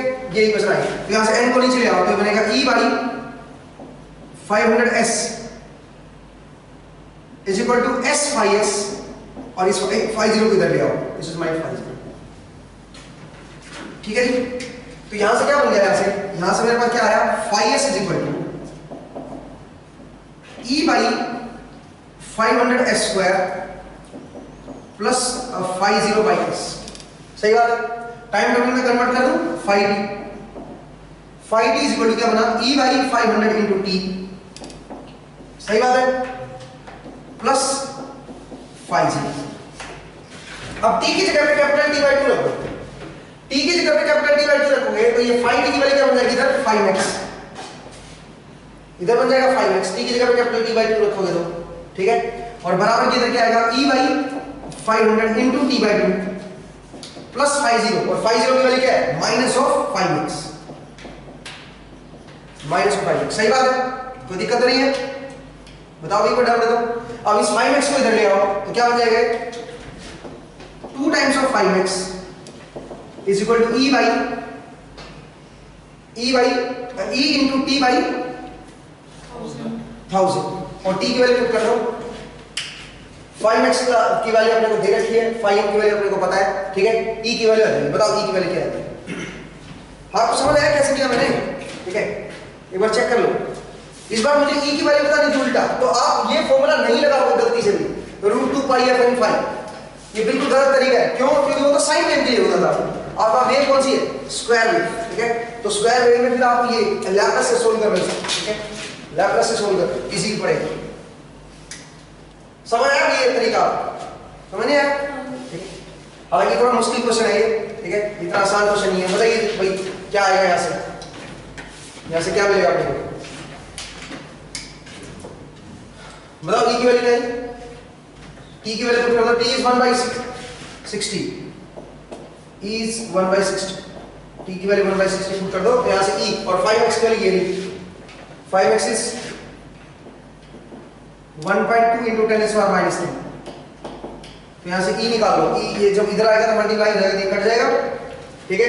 तो 60, ये 10, ये 12 बनेगा, 12 into 12 144, e is equal to 144, ये आ गया, किधर आया, ठीक है। सर आपने phi minimum is equal to minus of phi maximum, इसलिए वो तो तब लोगे ना जब आपका वो जीरो क्रॉसिंग t/4 पे होगी, हाँ t/4 पे, वो किसने कहा, देखो सिमेट्रिक वेव है ना, मैंने बोला कि ये सिमेट्रिक वेव है, तो फ्लक्स भी सिमेट्रिक आएगा, तो वो t, इसका मतलब जो 5x और 5 होगा वो क्या होगा, सेम, क्योंकि सेम इंटरवल के लिए राइज हो रहा है, सेम इंटरवल के लिए डाउन हो रहा है। सर पर अगर फाई नॉट पे डिपेंड करेगा ना वो चीज, तो कैसे, जो आपका फाई नॉट होगा at t is equal to 0, हाँ, अगर वो बहुत छोटा है और आपकी स्लोप तो सीधा 1/5 ही है 1 में, हाँ ठीक है, तो फिर आप ऐसे कैसे कह सकते, वो तो ज्यादा ऊपर भी तो जा सकता है, ये तो आपने assumption लिया है कि वो phi minimum is equal to minus of phi maximum होगा। नहीं मतलब अगर मैं दूसरे सेंस में अगर इसको समझाऊं तो मैं ये कह सकता हूं कि फ्लक्स का जो एरिया आएगा अंडर वन पीरियड वो 0 आएगा, फ्लक्स का जो एरिया आएगा अंडर वन पीरियड वो 0 आएगा, ठीक है। फ्लक्स के अंदर कोई डीसी कंपोनेंट नहीं आना चाहिए, ठीक है, कोई डीसी कंपोनेंट नहीं है, फ्लक्स का एरिया जो है वो 0 आएगा, ठीक है। क्यों डीसी कंपोनेंट नहीं आएगा, क्योंकि सप्लाई के अंदर कोई डीसी सप्लाई नहीं है, इसके अंदर कोई डीसी कंपोनेंट है क्या, ई के अंदर कोई डीसी कंपोनेंट नहीं है, तो डीसी कंपोनेंट ही डीसी फ्लक्स पैदा करता है ना, कांस्टेंट फ्लक्स पैदा करता है, तो कांस्टेंट फ्लक्स भी नहीं आएगा। अगर आप इसको थोड़ा सा अप कर देते, मान लीजिए थोड़ा सा ऊपर कर देते तो क्या दिक्कत आती है, थोड़ा सा ऊपर से कर देते, आप बोलते सर ऐसा भी तो हो सकता है, अगर ऐसा कर देते तो इसमें क्या आता है, एक डीसी कंपोनेंट आता फ्लक्स का जो कि जब सप्लाई के अंदर ही डीसी कंपोनेंट नहीं है तो फ्लक्स में डीसी कहां से आएगा? इसलिए मैं क्या कर रहा हूं, मैं बोल रहा हूं कि ये कैसा बनेगा, सिमेट्रिक बनेगा। समझ आया मेरा पॉइंट? ठीक है, इस तरह से मुश्किल क्वेश्चन अभी ट्रांजिएंट का यूज होगा इस क्वेश्चन में। ठीक है, तो जिन लोगों ने ट्रांजिएंट नेटवर्क थ्योरी में पढ़ा है वो ठीक है समझ जाएंगे। भाई चलिए, तो मुश्किलों से बाहर निकलते हैं, नया टॉपिक पढ़ते हैं। ठीक है, नेक्स्ट आप लिखिए एक्साइटिंग करंट। ठीक है, नेक्स्ट आप लिखिए एक्साइटिंग करंट। देखिए आई होप आपको ये क्वेश्चन समझ आया होगा। वैसे टाइम डोमेन में भी कर सकते थे, मैंने पिछली बार जो टाइम डोमेन से मैं आगे बढ़ रहा था वो मैंने हटा दिया, बट आप उससे कर सकते थे। चलिए नेक्स्ट आप जो देखिए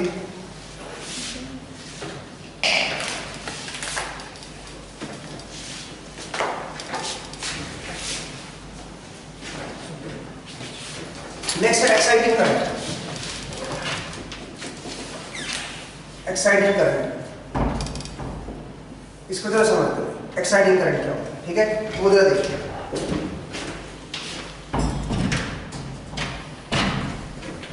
EXCIT,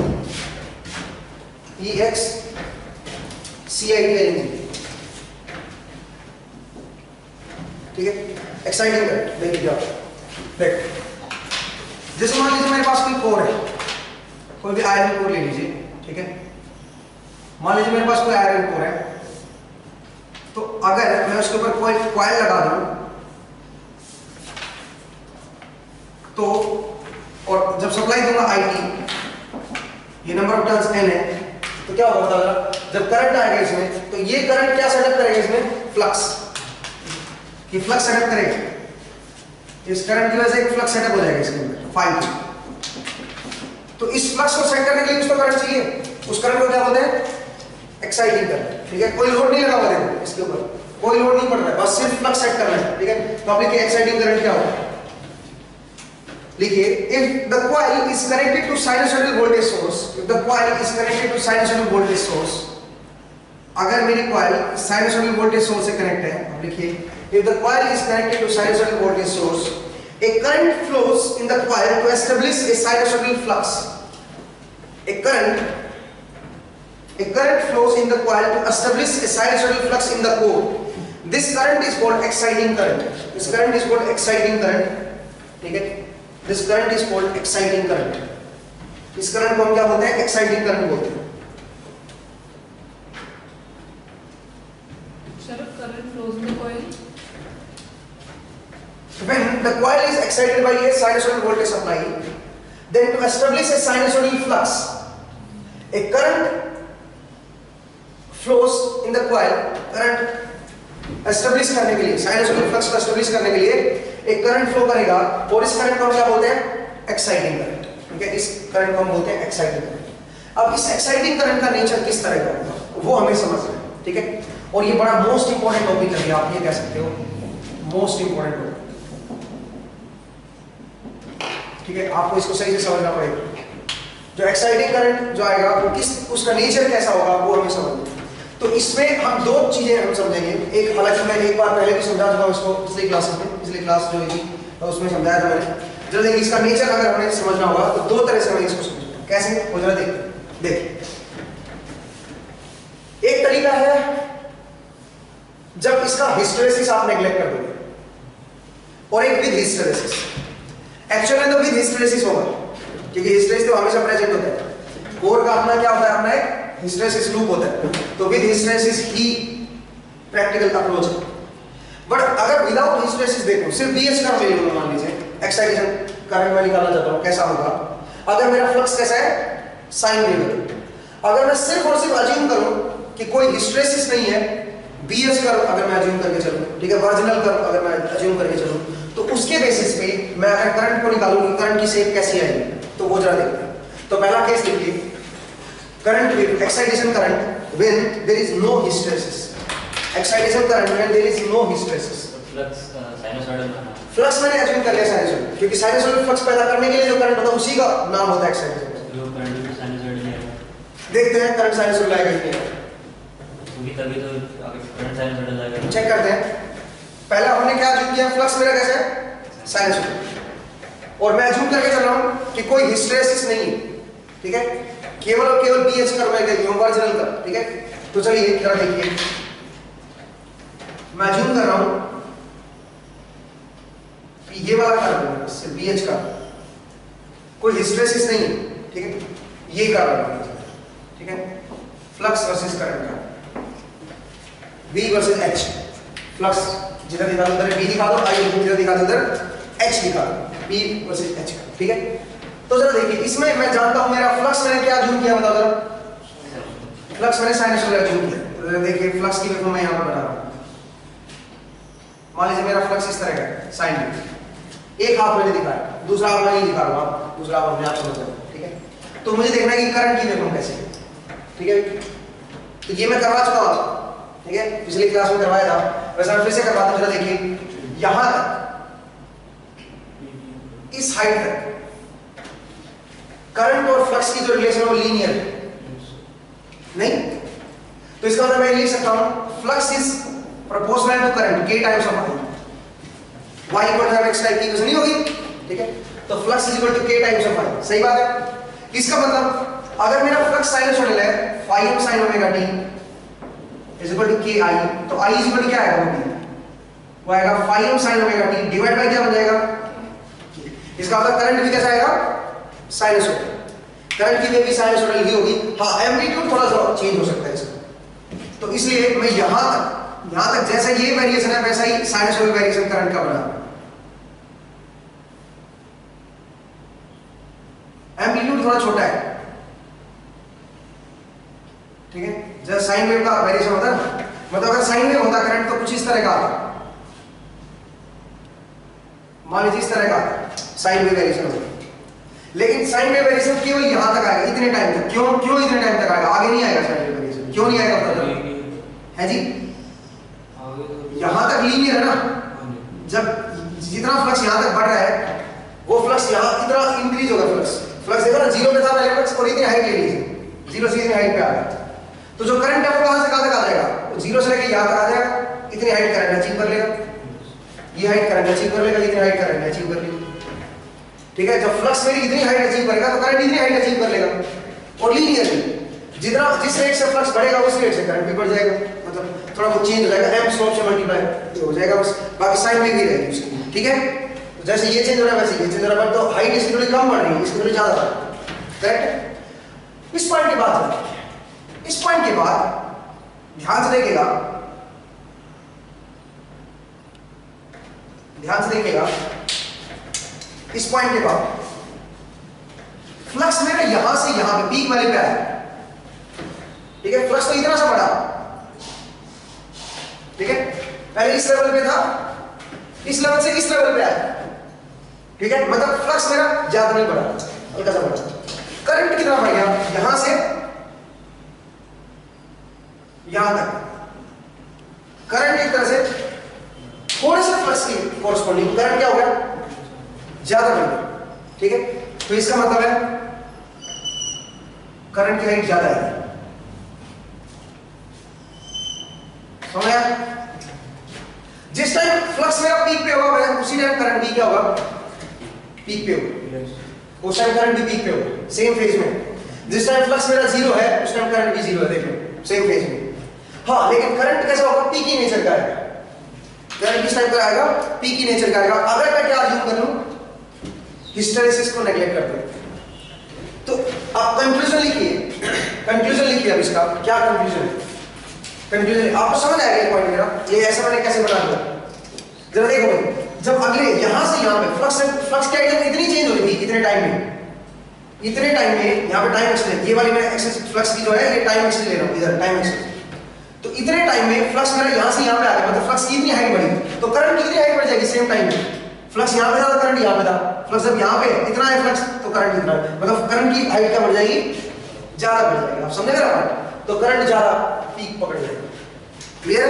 तो कुल मिला के मैंने देखा कि अगर मैं हिस्टेरेसिस को नेग्लेक्ट करके केवल आपका BH कर्व लेके चलूं, ओरिजिनल कर्व लेके चलूं, तो करंट जो आएगा किस टाइप का आएगा, पीकी नेचर का आएगा, and it will remain in same phase as the supply as the flux, ठीक है, फ्लक्स के फेज में रहेगा।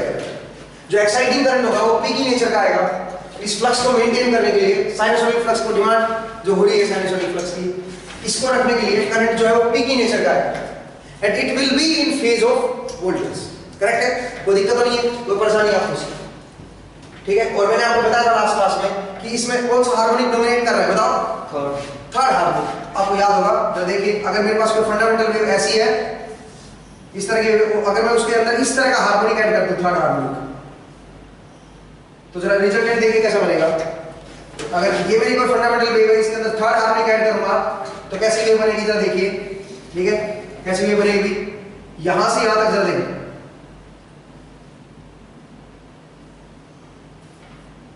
कैसी वेव बनेगी, यहां ये नेगेटिव है, ये पॉजिटिव है, तो अल्टीमेटली नीचे से स्टार्ट होगा, थोड़ा सा डाउन हो जाएगा नहीं, फिर ये भी पॉजिटिव, ये भी पॉजिटिव, तो पीकी बन जाएगा नहीं, ये फिर ये पीकी बन जाएगा, और फिर ऐसा ऐसा कुछ बनेगा। इस टाइप का नेचर का आएगा।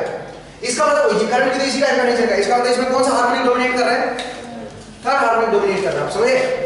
थर्ड हार्मोनिक डोमिनेट कर रहा है, तो थर्ड हार्मोनिक टाइप का है। देखो थर्ड हार्मोनिक दूसरी तरह से भी ऐड हो सकता है, जरा देखो थर्ड हार्मोनिक किस तरह से भी ऐड हो सकता है।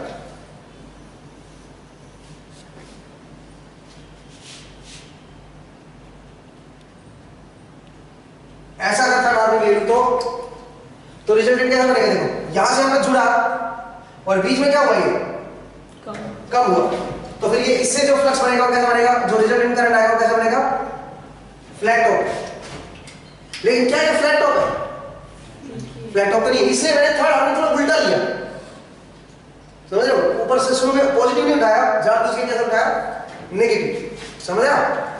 नेगेटिव उठाया, थर्ड हार्मोनिक नेगेटिव है, आप ये कह सकते हैं। ठीक है, तो अगर मेरा बीएच का सिर्फ मैं बीएच कर्व को ले लूं, हिस्टैरिसीस को नेगलेक्ट कर दूं, तो करंट पीकी नेचर का होगा, उसमें थर्ड हार्मोनिक करंट आपका एक्स्ट्रा ऐड हो जाएगा, थर्ड हार्मोनिक करंट आपका एक्स्ट्रा ऐड हो जाएगा। ठीक है, करंट पीकी नेचर का आएगा, बट इन सेम फेज रहेगा, सेम फेज में, फ्लक्स के फेज में रहेगा।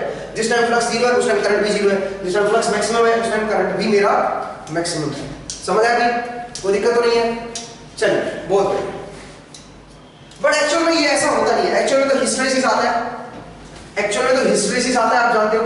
तो इसका मतलब क्या होगा, सुनो, तो विद हिस्टैरिसीस हमें देखना जरूरी है। ये तो विदाउट हिस्टैरिसीस लूप था, ये तो बीएच कर्व को हमने देखा था कि अगर सिर्फ बीएच कर्व प्रेजेंट होता तो किस टाइप का करंट आता। ठीक है, अब अगर विद हिस्टैरिसीस होता, अगर मैं हिस्टैरिसीस भी इंक्लूड करता तो फिर कैसी नेचर आती, तो आप हेडिंग डालिए विद हिस्टैरिसीस। ठीक है, विद हिस्टैरिसीस। अच्छा एक बात और मुझे बताइए, मुझे एक बात और बताना कि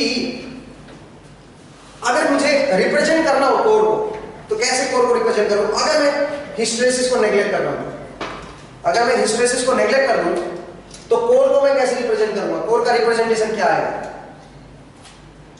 देखो मुझे एक बात, हमने अभी अभी थोड़ी देर पहले देखा था कि हमने एक फेजर देखा था साइनसॉइडल एक्साइटेशन में, अगर आपको याद हो, हमने बनाया था ई अगर इधर है तो फ्लक्स किधर होगा, 90 डिग्री से लैग करेगा, याद है? तो अगर मेरा फ्लक्स इधर है और मान लीजिए मैं ये बोलूं कि मेरा सिर्फ बीएच में कर ले रहा हूं, हिस्टैरिसीस को नेगलेक्ट कर रहा हूं, मान लीजिए मैं ऐसा अज्यूम कर लूं कि हिस्टैरिसीस इज नेगलेक्टेड, तो करंट और फ्लक्स क्या होने चाहिए, सेम फेज में। इसका मतलब जो एक्साइटेशन करंट आएगा आई, वो भी क्या आएगा, वो इधर ही आएगा, एक्साइटेशन करंट फेज में ही आएगा। इसका मतलब है करंट मेरा क्या कर रहा है, वोल्टेज से लैग कर रहा है। अब ऐसा किस में होता है, इंडक्टर में कि रजिस्टर में कि कैपेसिटर में? करंट लैग कर रहा है इंडक्टर में। इसका मतलब कोर को कैसे रिप्रेजेंट करूंगा मैं, एक इंडक्टर की तरह रिप्रेजेंट करूंगा, और इसमें कौन सा करंट आ रहा है, आई, ये कोर का रिप्रेजेंटेशन होगा। ठीक है भाई, आप लिख लो, core representation will be like an inductor. ठीक है, इंडक्टर की तरह होगा रिप्रेजेंटेशन कोर का। ठीक है, कोर का रिप्रेजेंटेशन इंडक्टर की तरह होगा, इंडक्टर की तरह मैं उसको रिप्लेस करूंगा। ठीक है, इंडक्टर की तरह मैं उसको रिप्लेस करूंगा। ठीक है भाई, इंडक्टर की तरह रिप्लेस होगा, क्यों भाई? और करंट और फ्लक्स सेम फेज में होगा। ठीक है, करंट और फ्लक्स सेम फेज में होगा, क्योंकि जिस टाइम फ्लक्स 0 है उस टाइम करंट भी 0 है, जिस टाइम फ्लक्स मैक्सिमम उस टाइम करंट भी मैक्सिमम है। ठीक है, इसका मतलब दोनों सेम फेज में। हाँ, करंट के अंदर हार्मोनिक्स, ये मैं मानता हूं, हार्मोनिक्स। ठीक है, तो अगर मैं फंडामेंटल हार्मोनिक की बात करूं तो फंडामेंटल हार्मोनिक इसका सेम फेज में, किसके सेम फेज में, फ्लक्स। तो फ्लक्स जो होता है वो सप्लाई वोल्टेज से या जो इंड्यूस वोल्टेज होती है उससे लैग करेगा। ठीक है, लैग करेगा 90 डिग्री, तो करंट भी लैग करेगा 90 डिग्री। करेक्ट है, तो दिक्कत तो नहीं। इसका मतलब क्या हुआ, ये आपका एक्साइटिंग करंट जो है वोल्टेज से लैग कर रहा है 90 डिग्री, ऐसा इंडक्टर में होता है। इसलिए आप कोर को किससे रिप्लेस कर सकते हो, एक इंडक्टर से रिप्लेस कर सकते हो। बट अगर मान लीजिए हिस्टेरेसिस अज्यूम करता विद हिस्टेरेसिस, तो जरा देखते हैं। तो अब देखिए ये तो विदाउट हिस्टेरेसिस था, अब जरा देखते हैं विद हिस्टेरेसिस। अगर मैं अज्यूम कर लूं इसमें हिस्टेरेसिस भी है तो जरा देखते हैं।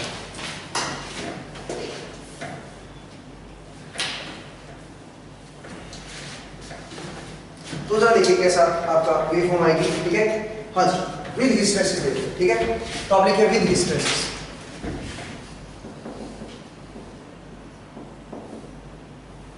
With hysteresis. अगर मैं हिस्टेरेसिस का कर्व अज्यूम करूं इसको होगा, तो जरा देखते हैं कि जो एक्साइटिंग करंट आएगा वो किस टाइप का आएगा, ठीक है।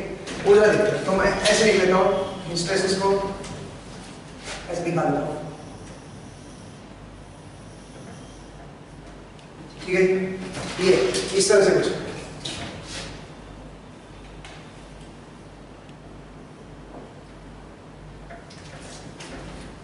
ठीक है। अब जरा देखिए, इधर मेरा फ्लक्स और इधर मान लीजिए मेरा करंट, और मैं मान के चलूं कि फ्लक्स मेरा कैसा है, साइनसॉइडल, क्योंकि एक्साइटिंग करंट की डेफिनेशन देखो क्या होती है। एक्साइटिंग करंट वो होता है जो कौन से फ्लक्स को पैदा करे, साइनसॉइडल फ्लक्स को पैदा करे, ठीक है। तो इसका मतलब मैं फ्लक्स को पहले अज्यूम कर रहा हूं साइनसॉइडल। अच्छा, दूसरी बात, एक और चीज आप ध्यान रखिएगा कि मैं अज्यूम कर रहा हूं कि जो मैक्सिमम वैल्यू है वो इसको सैचुरेशन तक लेके जा रही है, सैचुरेशन रीजन में लेके जा रही है। फ्लक्स की जो मैक्सिमम वैल्यू है वो सैचुरेशन रीजन में लेके जा रही है। पिछले में तो हमने माना सैचुरेशन में, तभी तो पी की नेचर का आया। अगर मान लीजिए पहले पिछले केस में मान लीजिए सैचुरेशन रीजन में आप जाते ही ना, आप लीनियर रीजन में ही रहते, फ्लक्स की वैल्यू जो हाइट होती फ्लक्स की वो ज्यादा ना होती, तो यहां तक लीनियर रीजन में ही होता, तो करंट भी कैसा होता, साइनसॉइडल होता, ठीक है। अगर आप सैचुरेशन रीजन में नहीं जा रहे हो तो अच्छी बात है ना, तो करंट, फ्लक्स और करंट भी सेम फेज में होते हैं और साइनसॉइडल आपका वो होता है, ठीक है, करंट होता है। इसका मतलब उसमें थर्ड हार्मोनिक ऐड ही ना होता, करंट में हार्मोनिक ही नहीं आता। आप समझे मेरा पॉइंट, ठीक है भाई। तो अच्छी चीज बन जाती है उससे, अच्छा हो जाता है उससे। खैर आगे बढ़ते हैं। तो मैं अज्यूम करके चल रहा हूं कि सैचुरेशन में लेके जा रहा हूं, फ्लक्स की पीक वैल्यू जो है वो सैचुरेशन रीजन में चली जाती है। तो मान लीजिए ये मेरा फ्लक्स है, मान लीजिए ये मेरा फ्लक्स है, तो करंट जरा देखते हैं इस बार कैसा है। अब इस बार इंटरेस्टिंग है और ध्यान से समझिएगा इस बार, विद हिस्टेरेसिस, ठीक है। और ये अगर आपने समझ लिया तो आपको ट्रांसफार्मर की कोर कैसे रिप्रेजेंट करते हैं वो समझ आ जाएगा। कोर का रिप्रेजेंटेशन क्या होता है, ट्रांसफार्मर कोर को कैसे रिप्रेजेंट करते हैं, ठीक है। और कौन कौन से उसके अंदर करंट आते हैं, कौन कौन से लॉस होंगे वो भी आपको समझ करते हैं, ठीक है। चलिए जरा देखिए। तो सुनिए, फ्लक्स मेरा पहले 0 से इंक्रीज कर रहा है, तो आप बताओ करंट कहां पे होगा, फ्लक्स कहां पे 0 है बताओ। फ्लक्स या तो यहां पे 0 है या फिर यहां पे 0, दो जगह फ्लक्स 0 नहीं, बट यहां पे फ्लक्स कैसा है बताओ जरा, पॉजिटिव से नेगेटिव की तरफ आ रहा है, और यहां पे फ्लक्स कैसा है बताओ जरा, इस पॉइंट पे नेगेटिव से पॉजिटिव की तरफ आ रहा है। तो इसका मतलब ये जो पॉइंट है कहां पे रिप्रेजेंट करूं बताओ, यहां पे कि यहां पे, क्योंकि फ्लक्स यहां पे 0 है ना, देखो तो फ्लक्स 0 है, बट इस हिस्टेरेसिस कर्व में इस पॉइंट को मैं कहां पे दिखाऊंगा, आगे वाला। क्यों भाई, क्योंकि फ्लक्स नेगेटिव से पॉजिटिव की तरफ आ रहा है, तो नेगेटिव से पॉजिटिव इस पॉइंट पे आ रहा है। इसका मतलब ये जो पॉइंट है ये इस पॉइंट के कॉरस्पॉन्डिंग पॉइंट है, इसका मैं नाम लिख देता हूं 1 पॉइंट, ये 1 पॉइंट, ठीक है जी। अब मुझे ये बताइए कि इस पॉइंट पे करंट कितना है बताओ, इस पॉइंट पे करंट 0 है क्या, करंट 0 है जब फ्लक्स 0 है, नहीं, करंट की तो कुछ वैल्यू है, कुछ पॉजिटिव वैल्यू, तो इसका मतलब करंट की वैल्यू कुछ पॉजिटिव है, इतनी वैल्यू है करंट, ठीक है। ये जो हाइट है ये मैंने यहां पे दिखा दी, ग्रीन से मैं करंट को दिखा रहा हूं, करंट मेरा इतना है, कोई दिक्कत नहीं है, आगे बढ़े। अब जरा देखिए, तो करंट मेरा यहां से स्टार्ट होगा, ठीक है, करंट मेरा यहां से स्टार्ट होगा। अब बताइए यहां से लेके यहां तक तकरीबन लीनियर, इतनी हाइट तक, इतनी हाइट तक तकरीबन कैसा है ये लीनियर है, ठीक है जी। मैं अज्यूम कर रहा हूं इस हाइट तक ये तकरीबन लीनियर कर्व, ठीक है जी, ये कर्व लीनियर है। इसका मतलब करंट है वो भी कैसा बढ़ेगा, वो लीनियरली बढ़ेगा। जब फ्लक्स इतनी हाइट पे आ जाएगा करंट भी मेरा लीनियरली ऐसे इंक्रीज होगा, ठीक है। इस पॉइंट के बाद क्या होगा, इस पॉइंट के बाद फ्लक्स तो हल्की सी हाइट बढ़ रहा है, बट करंट देखो कितना बढ़ रहा है, करंट थोड़ा ज्यादा बढ़ रहा है। फ्लक्स तो इतनी हाइट अचीव कर रहा है ना, देखो ना, फ्लक्स तो इतनी हाइट अचीव कर रहा है, बट करंट उससे कहीं डबल कर रहा है, ठीक है। तो इसका मतलब जो वेव फॉर्म आएगी वो थोड़ा पीकी हो जाएगा,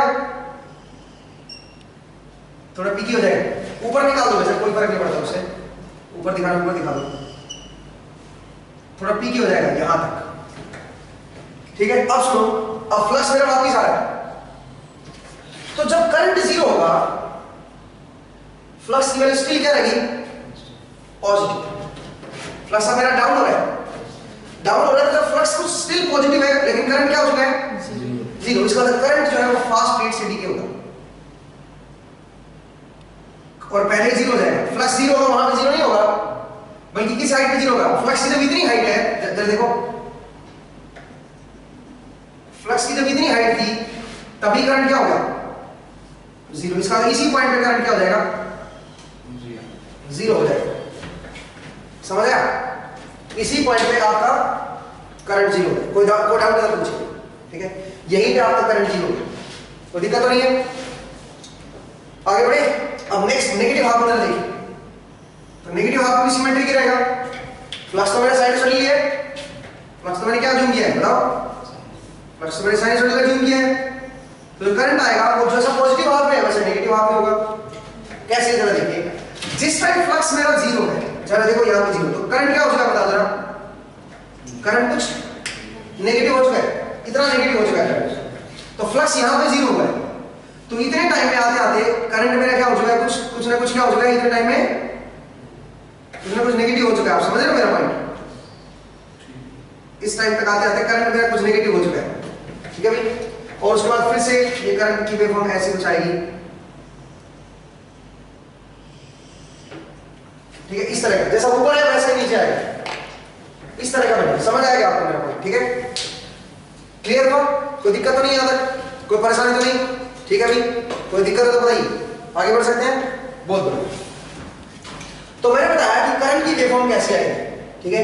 अगर मैं हिस्टैरिसीस को भी अज्यूम कर लूं, हिस्टैरिसीस को भी अज्यूम कर लूं तो करंट की वेवफॉर्म कैसे आएगी, आपने देखा, मैं एक बार दोबारा से एक्सप्लेन कर रहा हूं, जरा देखिए, जिस टाइम मेरा फ्लक्स जीरो है और इंक्रीजिंग है, जीरो से इंक्रीजिंग तो ये वाला पॉइंट है, ये जीरो है यहाँ पे फ्लक्स बट डिक्रीजिंग फ्लक्स, तो जिस टाइम फ्लक्स मेरा जीरो है और इंक्रीजिंग है उस टाइम करंट की वैल्यू क्या है मेरी, कुछ पॉजिटिव, तो मैंने बोला कि इस पॉइंट पे करंट मेरा कुछ पॉजिटिव है।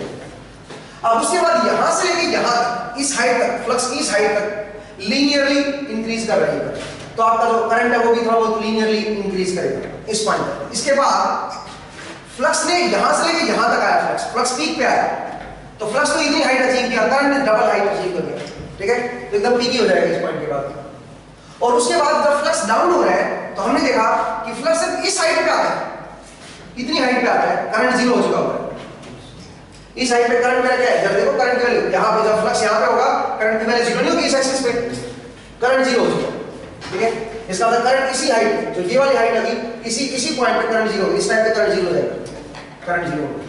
अब ऐसे ही नेगेटिव हाफ में आपको बनाना है, ठीक है जी, इस तरह की वेवफॉर्म बनेगी। अब ये जो करंट है ये एक्साइटिंग करंट है, ग्रीन में जो दिखाया मैंने, ये कौन सा करंट है आपका, एक्साइटिंग करंट। अब मुझे इसका एनालिसिस करना है, इस एक्साइटिंग करंट का एनालिसिस करना है, तो कैसे इसका एनालिसिस करूंगा जरा देखिए, इस एक्साइटिंग करंट का मुझे एनालिसिस करना है।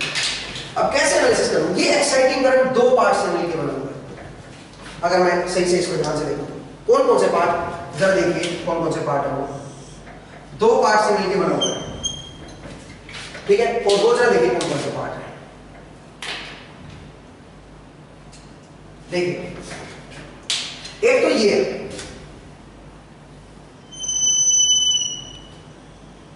पीकी नेचर का करंट, एक तो ये करंट है और एक ये करंट है, ये वाला करंट, इन दोनों को जोड़ के देखो, इन दोनों को जोड़ के देखें, चलिए इन दोनों को जोड़ दें, देख मुझे बात है यहां पे रिजल्टेंट क्या आएगा, इस पॉइंट पे रिजल्टेंट क्या आएगा, दोनों को जोड़ के, इस करंट को जोड़ के क्या आएगा, सेम यही आएगा नहीं, क्योंकि दूसरे ये इसकी तो पीक वैल्यू, इसकी जीरो वैल्यू है ना, दोनों को जोड़ के तो यही आएगा। अच्छा शुरू में क्या आएगा, शुरू में इसकी जीरो है, इसकी ये हाइट है, तो रिजल्टेंट क्या आएगा, ये आएगा, सही बात है।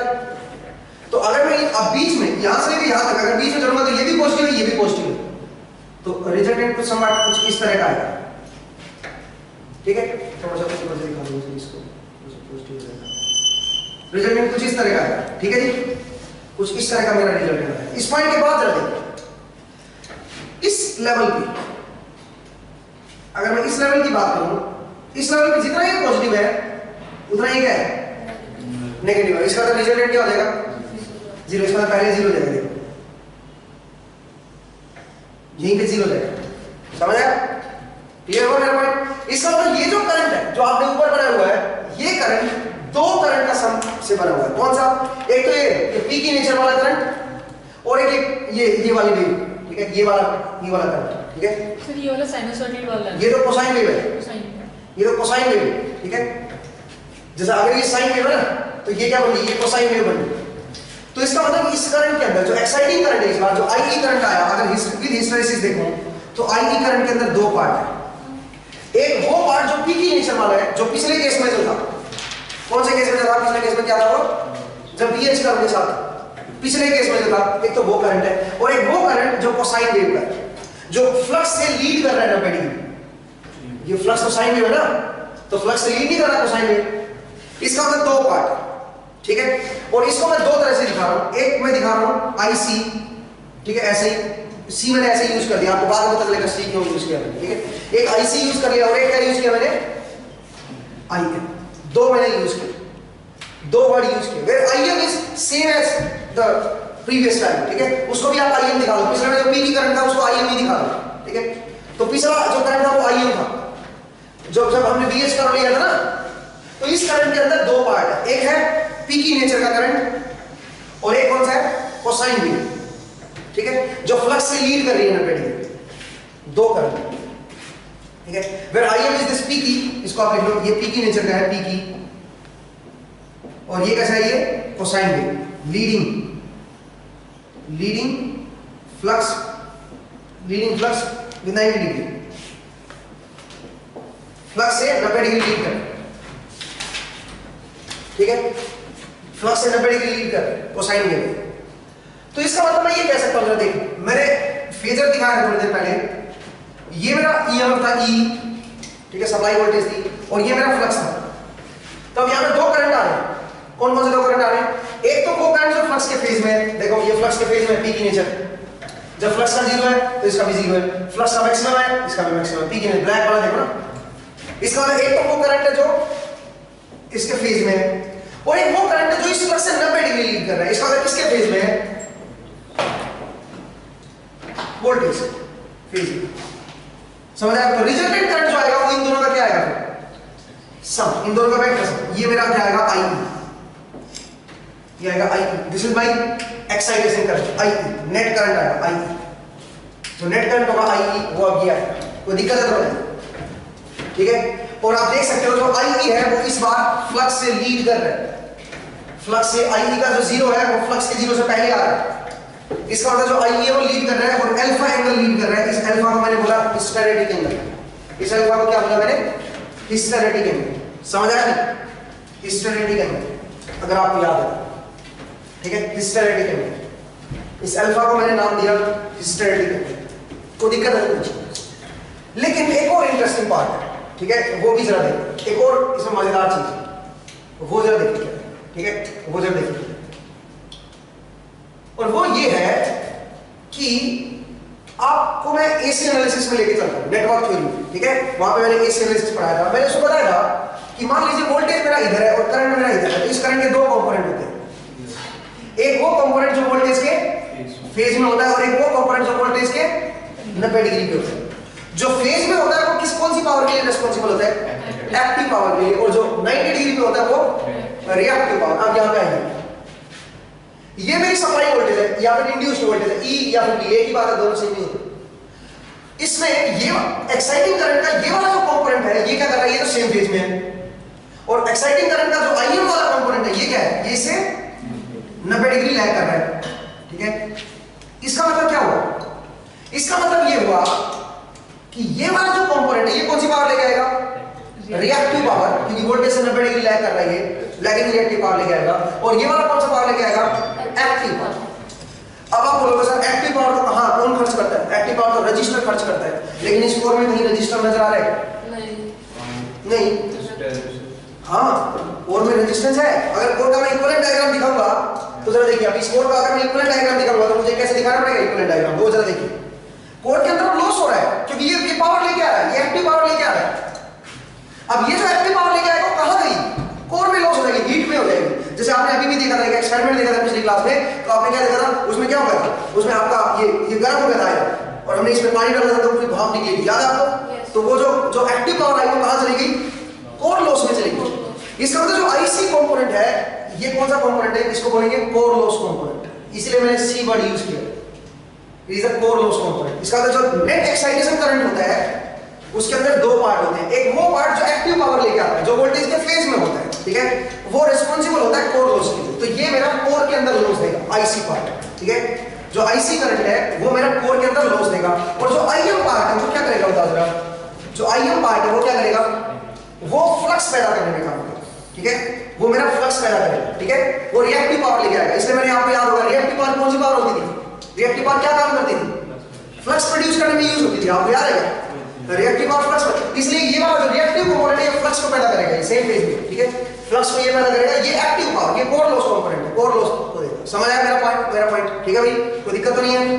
बहुत बढ़िया। इस समय अगर मुझे कोर को रिप्रेजेंट करना होगा तो कैसे रिप्रेजेंट करूंगा? जरा देखिए, मेरे पास सप्लाई से क्या दो करंट आ रहे हैं। यस, कौन कौन से करंट आ रहे हैं? आई आ रहा है। अब आई के दो पार्ट है, अब आई को मैं ब्रेक कर रहा हूं दो हिस्सों में। एक कौन सा है? एक आईसी और एक कौन सा है? आई। अब आप मुझे बताओ, आई जो है या सॉरी आईएम जो है वो मेरी सप्लाई वोल्टेज से 90 डिग्री लैग कर रहा है। अब 90 डिग्री लैग किस में करता है? इंडक्टर में करता है कि कैपेसिटर में कि रेजिस्टर में? इंडक्टर में। इसका मतलब यहां पे क्या दिखा दो आप? इंडक्टर। और ये जो आईसी है ये लॉस दे रहा है। अब लॉस कौन देता है? और सेम फेज में सप्लाई रेजिस्टर। इसका मतलब यहां पे क्या दिखा हुआ? रेजिस्टर। इसको मैं दिखा रहा हूं आरसी, इसको मैं बोल रहा हूं एक्सएम, और ये मेरा पैरेलल दिखा दिया। ये मेरा इक्विवेलेंट डायग्राम है। This is my equivalent diagram of core का इक्विवेलेंट डायग्राम है। समझ आया मुझे? विद हिस्टैरिसीस है, याद रखना। अगर मैं हिस्टैरिसीस को अज्यूम करूंगा तब ये बनेगा कोर का इक्विवेलेंट डायग्राम। कोई दिक्कत है तो बताइए। ये मेरा कोर का डायग्राम है, ठीक है, ये मेरा कोर का डायग्राम है, ठीक है, विद हिस्टैरिसीस। और विद हिस्टैरिसीस हमें समझना है नहीं, हमें विद हिस्टैरिसीस ही तो समझना है। विदाउट हिस्टैरिसीस क्या करना है? हमारे पास जो प्रैक्टिकल लाइफ है उसमें विद हिस्टैरिसीस होता है, ठीक है, उसमें हिस्टैरिसीस आता है आपका, ठीक है। तो इसलिए मैंने विद हिस्टैरिसीस आपको बताया कि क्या इसका बनेगा। कोई डाउट है आप पूछ सकते हो, ठीक है, कोई दिक्कत है आप पूछिए, ठीक है। ये एक्सएम है, ये आरसी है, ठीक है, बल्कि जीएक्सएम दिखाओ इसको, जीएक्सएम, क्योंकि इंडक्टर में लैग करता है ना करंट। ये मेरी ई है, ये मेरी ई है, सप्लाई वोल्टेज या इंड्यूस वोल्टेज जो भी है, आप जो भी कहना चाहो, ठीक है। तो मुझे सिर्फ इंडक्टर की वजह से पीक करंट आ रहा है। हाँ, क्योंकि इंडक्टर अगर आरसी को हटा दूंगा तो फिर से कौन सा केस बन जाएगा? नॉन हिस्टैरिसीस, बीएच का वाला बन जाएगा। तो पी की नेचर, ये जो पी की नेचर आ रहा है ना, ये वाला करंट, ये किसकी नेचर आ रहा है? इंडक्टर की। आप बोलोगे सर पी की नेचर तो नहीं लेगा, ये तो साइन वेव लेगा, बस थोड़ा लैग कर लेगा। अभी तो सही बात है, इंडक्टर में कभी पी की नेचर करंट थोड़ी ना आता है। इंडक्टर में कैसा करंट आता है? अगर वोल्टेज में साइन वेव है तो करंट भी साइन वेव आएगा, जे ओमेगा से डिवाइड हो जाएगा, ठीक है। आप लोगों से ये तो पी की नेचर है, आपने इंडक्टर से कैसे रिप्लेस कर दिया? देखो मैं अज्यूम करके चल रहा हूं कि इसमें थर्ड हार्मोनिक डोमिनेट कर रहा है, बट वो नेग्लिजिबल है, ठीक है। थर्ड हार्मोनिक है, मुझे पता तभी तो पी की बना, ठीक है। बट मैं केवल अगर मुझे फेज डिफरेंस देखना होगा तो फेज डिफरेंस तो फंडामेंटल के साथ देखा जाता है ना। भी अगर मेरा वोल्टेज फंडामेंटल वेव है तो करंट का भी कौन सा कंपोनेंट लेना पड़ेगा? फंडामेंटल। तो इसका बताओ, इसका तो इसके थर्ड हार्मोनिक भी है, तो इसका जो फंडामेंटल कंपोनेंट आएगा वो भी तो ऐसा ही होगा, ऐसा कुछ होगा, साइन वेव होगा, नहीं समझे? और वो किसके फेज में आएगा? फ्लक्स के फेज में आएगा, नहीं समझेगा मेरा पॉइंट? तो इसलिए मैं कह रहा हूं कि फ्लक्स के फेज में इसका, लेकिन जो एंगल मैंने देखा वो किसके, वो पी की नहीं देखा मैंने, इसका कौन सा हार्मोनिक से देखा मैंने? फंडामेंटल हार्मोनिक से। और मैंने बोला कि इसका जो फंडामेंटल हार्मोनिक है वो फ्लक्स के फेज में है, और माने वोल्टेज से 90 डिग्री क्या कर रहा है? लैग कर रहा है। अब 90 डिग्री लैग किस केस में करता है? इंडक्टर के केस में। इसलिए मैंने इसको किससे रिप्लेस किया है? इंडक्टर से। सर पीकी तो इसलिए आता है क्योंकि वो सैचुरेशन में चला जाता है, हाँ, करंट ज्यादा हाँ, बढ़ जाता है। हाँ, तो हाँ। थर्ड हार्मोनिक की वजह से थोड़ी है, थर्ड हार्मोनिक तो बन रहा है उससे। थर्ड हार्मोनिक किसी वजह से बन रहा है, सैचुरेशन हो रहा है, सैचुरेट हो रहा है ना कोर, इसलिए थर्ड हार्मोनिक बन रहा वरना है। साइनसॉइडल होती है ना, वरना साइनसॉइडल जब तक के आई तक हाँ, चलता है। वरना ये मैंने आपको बताया ना पिछले केस में बीएच कर मैंने बताया, अगर लीनियर रीजन में रहता, अगर ये लीनियर रीजन में रहता मान लीजिए, तो फिर फ्लक्स अगर साइनसॉइडल है तो करंट कैसा होता? साइनसॉइडल। बट मैंने पहले बताया कि मैं फ्लक्स को इतना लेके चल रहा हूँ सच दैट ये कौन से रीजन में एंटर कर रहा है, सैचुरेशन रीजन, ठीक है, सैचुरेशन रीजन में एंटर कर रहा है, ठीक है। तो इसलिए मैंने इसको, मुझे सैचुरेशन रीजन में रखना जरूरी है, मैं आप 19 को नीचे नहीं रख सकता, ठीक है। मैं इसको लोअर रीजन में नहीं ऑपरेट करा सकता। क्यों नहीं ऑपरेट करा सकता बताओ जरा सोचिए। मुझे सैचुरेशन रीजन में ले जाने की क्या जरूरत पड़ी, मुझे फ्लक्स को सैचुरेशन रीजन में ले जाने की क्या जरूरत पड़ी, मैं आपको इसको लोअर रीजन में भी रख सकता हूं। आप जरा सोचिए इसके बारे में, ठीक है। अगर आप लोअर रीजन में फ्लक्स को यूज करोगे तो आपका जो कोर का जो एरिया है उसके बारे में सोचिए, ठीक है, क्या होगा। तो आप जरा सोचिएगा, नेक्स्ट क्लास में डिस्कस करेंगे, ठीक है। आई होप आपको ये क्लास समझ आई आज की, ठीक है। इंपॉर्टेंट क्लास है अभी और इसको आप ध्यान से देखिएगा। करंट जो होता है एक्साइटिंग करंट, वो वोल्टेज के फ्लक्स के फेज में नहीं आएगा, ध्यान रखना। उससे क्या करेगा, लीड करेगा, ठीक है। तो मैं अब आगे नहीं बढ़ा रहा हूं, बट मैं इसके ऊपर एक एक्सपेरिमेंट कर रहा हूं, ठीक है। अब मैं आपको एक एक्सपेरिमेंट दिखा रहा हूं जिसमें मैं दिखाऊंगा कि नो लोड पे अगर कोई कोर है, मेरी कोई कोर लगी हुई है, हालांकि मेरे पास जो है वो 2 कॉइल लगी हुई है, इधर भी कॉइल लगी हुई है, बट मैं उसके ऊपर लोड ही नहीं लगाऊंगा तो कोई फायदा नहीं है। दूसरी कॉइल को नेग्लेक्ट ही करता जब लोड ही नहीं लगा रखा तो नो लोड पे और मेरे पास कुछ कोर लगी हुई है। और जरा देखते हैं करंट कैसा नेचर का, करंट कैसा नेचर का आना चाहिए बताओ जरा। मतलब 2 करंट आने चाहिए ना, एक रिएक्टिव पावर आनी चाहिए और एक क्या आनी चाहिए, एक्टिव पावर। अच्छा, जो अल्फा होता है बहुत ही ज्यादा पुअर होता है, ठीक है, 6 डिग्री 8 डिग्री इतना कुछ होता है। इसका मतलब ये जो एंगल होगा तकरीबन कितना होगा, 80 से लेके 90 के बीच में होगा, 80 to 90 के बीच में होगा। क्या कहते हैं, समझ आए? इसका मतलब जो ये करंट है ये एक तरह से 90 डिग्री लैग कर रहा है, तकरीबन 85 डिग्री 84 डिग्री इतना लैग कर रहा है। तो पावर फैक्टर क्या होगा नो लोड पे बताओ जरा, वेरी पुअर। करंट जो आएगा रिजल्टेंट करंट सप्लाई वोल्टेज है बहुत ज्यादा लैगिंग होगा। तो आपका जो पावर फैक्टर आना चाहिए वेरी पुअर होना चाहिए, बट थोड़ी बहुत एक्टिव पावर भी आएगी। एक्टिव पावर कौन लेके आएगा, ये वाला कंपोनेंट, और रिएक्टिव पावर कौन सा लेके आएगा, ये वाला कंपोनेंट। तो चलिए मैं आपको एक एक्सपेरिमेंट दिखाता हूं जिसमें मेरे पास एक ट्रांसफार्मर है, मैं ट्रांसफार्मर को सप्लाई दे रहा हूं बट नो लोड पे। जरा देखिए सेम ही केस है। आप बोलोगे नहीं सर इसमें तो आपने सेकेंडरी साइड कोई कॉइल लगाई नहीं, ट्रांसफार्मर में तो सेकेंडरी साइड कॉइल होती है, पड़ी रहेगी, लोड ही मत लगाओ उधर। इसमें लगा दो सेकेंडरी साइड कॉइल, लोड मत लगाओ, वो वही है पिछला ही केस है, ये उसी के इक्विवेलेंट है। आप समझे ना आप? तो चलिए जरा देखते हैं, एक्सपेरिमेंट में आपको दिखा दूं कि किस तरह से आपका ये होता है, ठीक है। नो लोड पे जरा देखिएगा तो इसको, और फिर आज की क्लास यहीं पे रोकते हैं भाई, ठीक है, नेक्स्ट क्लास में देखेंगे आपको। तो चलिए एक एक्सपेरिमेंट देखिएगा।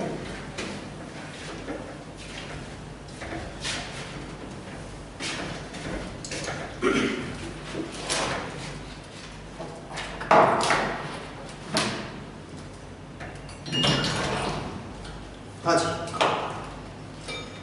तो मैं जरा जूम आउट कर दूं और आपको ये रीडिंग भी दिखा दूंगा मैं, ठीक है। यहाँ पे मेरे पास मीटर है जिसमें वॉट मीटर है, पावर मेजर हो जाएगी, VA होस पाई, आप जानते हो नेटवर्क थ्योरी में हमने यूज किया था।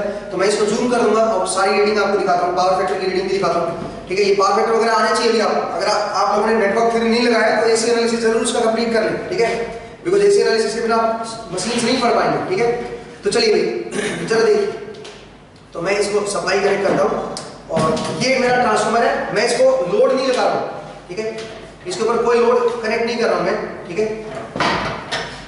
और इसको मैं पूरी तरह से इसको कर देता हूँ। तो मैं जरा सिचुएशन समझा देता हूँ कैसी है एक बार बोर्ड पे।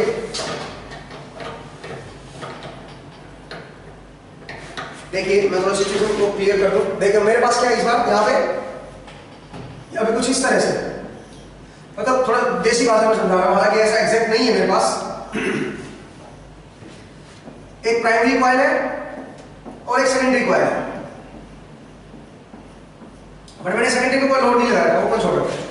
तो बताओ जरा जो करंट आएगा, यहाँ पे मैंने साइन में दे रखा है सप्लाई, जो करंट आएगा वो कौन सा करंट आएगा, एक्साइटिंग करंट। और उसके 2 पर्पज है, 2 काम करेगा। कौन कौन से 2 काम करेगा, एक तो कोर में लॉस देगा, दिस IC कंपोनेंट, ये तो कोर में लॉस देगा, और एक करंट क्या करेगा इसमें, फ्लक्स पैदा करेगा।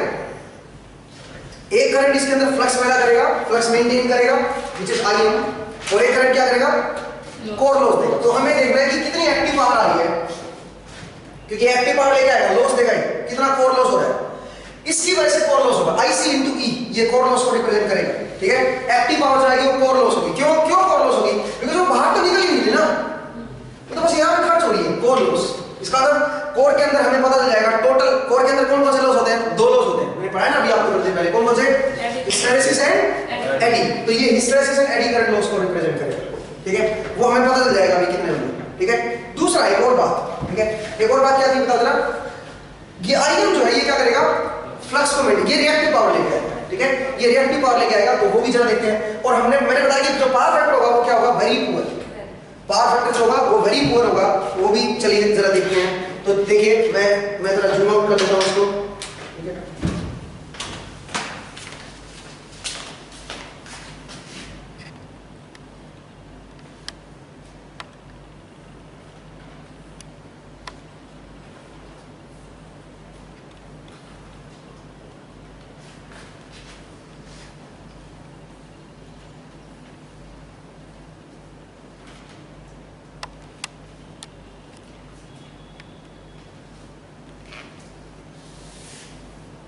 हाँ जी, तो आई होप अब आप सब देख पाएंगे, ठीक है।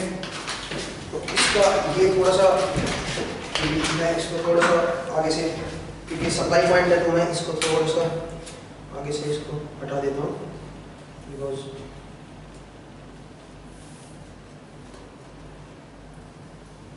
हाँ जी नेक्स्ट अब जरा देखिए। तो चलिए मैं इसको पहले तो इसके गैप को खत्म कर देता हूँ पूरी तरह से, ठीक है। हालांकि पूरी तरह गैप खत्म करना पॉसिबल नहीं है, तो बट फिर भी मैंने इसको जितना हो सकता है मैं उतना गैप कम कर रहा हूँ।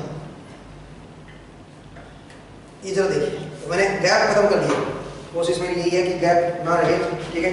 और मैं एक काम और करता हूँ, इसके बीच में कुछ ये सो दैट ये गैप थोड़ा सा और खत्म हो सके, मैं कुछ कीज डाल देता हूँ, ठीक है जी। तो इससे थोड़ा सा ये थोड़ा सा इजीली फ्लक्स पास हो पाएगा, देखो ये कीज जो है बीच में एयर को खत्म करेंगे, तो इनसे इजीली फ्लक्स पास हो पाएगा, ठीक है। ये आप जानते हो, मैं आपको एक्सप्लेन कर चुका हूँ, ठीक है। एयर को रोकने के लिए मैंने कीज को डाल दिया, ठीक है। तो चलिए अब जरा मैं सप्लाई कनेक्ट कर रहा हूँ इधर से, ठीक है। और लेकिन मैं चाहता हूँ कि ये सप्लाई वाया मीटर हो गया है, ठीक है, वाया मीटर हो गया है। तो मैं काम करता हूँ, सप्लाई में इधर कनेक्ट करता हूँ, ठीक है, इस पे, सो दैट आप मीटर को भी, मीटर की रीडिंग भी आप देख सको साथ साथ, ठीक है। तो मैं ये सप्लाई यहाँ पे कनेक्ट कर देता हूँ, ठीक है, जरा देखिएगा।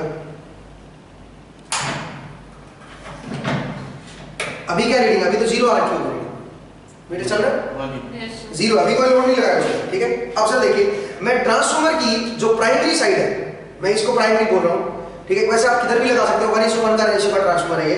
तो ट्रांसफार्मर की ये वाली जो साइड है, ये इसको मैं प्राइमरी बोल रहा हूँ, और ये मेरी कैसी है, सेकेंडरी। मैंने इसको ओपन छोड़ा हुआ, ठीक है, इसको मैंने कोई लोड नहीं लगा रखा। अब जरा रीडिंग देखते हैं क्या आता है। और मैं यहाँ पे लोड को कनेक्ट कर रहा हूँ, ठीक है, मतलब सॉरी ट्रांसफार्मर को कनेक्ट कर रहा हूँ मेरी सप्लाई के साथ, ठीक है। तो जरा देखते हैं क्या होता है, ठीक है। तो फिलहाल मैं इसको ऑफ कर रहा हूँ एक बार, ठीक है, देखिएगा।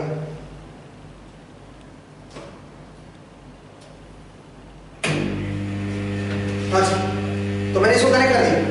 अब मैं एक काम और करता हूँ, क्योंकि वाइब्रेशन थोड़े जा रहे हैं, तो मैं इसके नीचे थोड़ा सा पेपर लगा देता हूँ, सो दैट ये ज़्यादा वाइब्रेट ना करे, पेपर इसके वाइब्रेशंस को एब्जॉर्ब कर ले।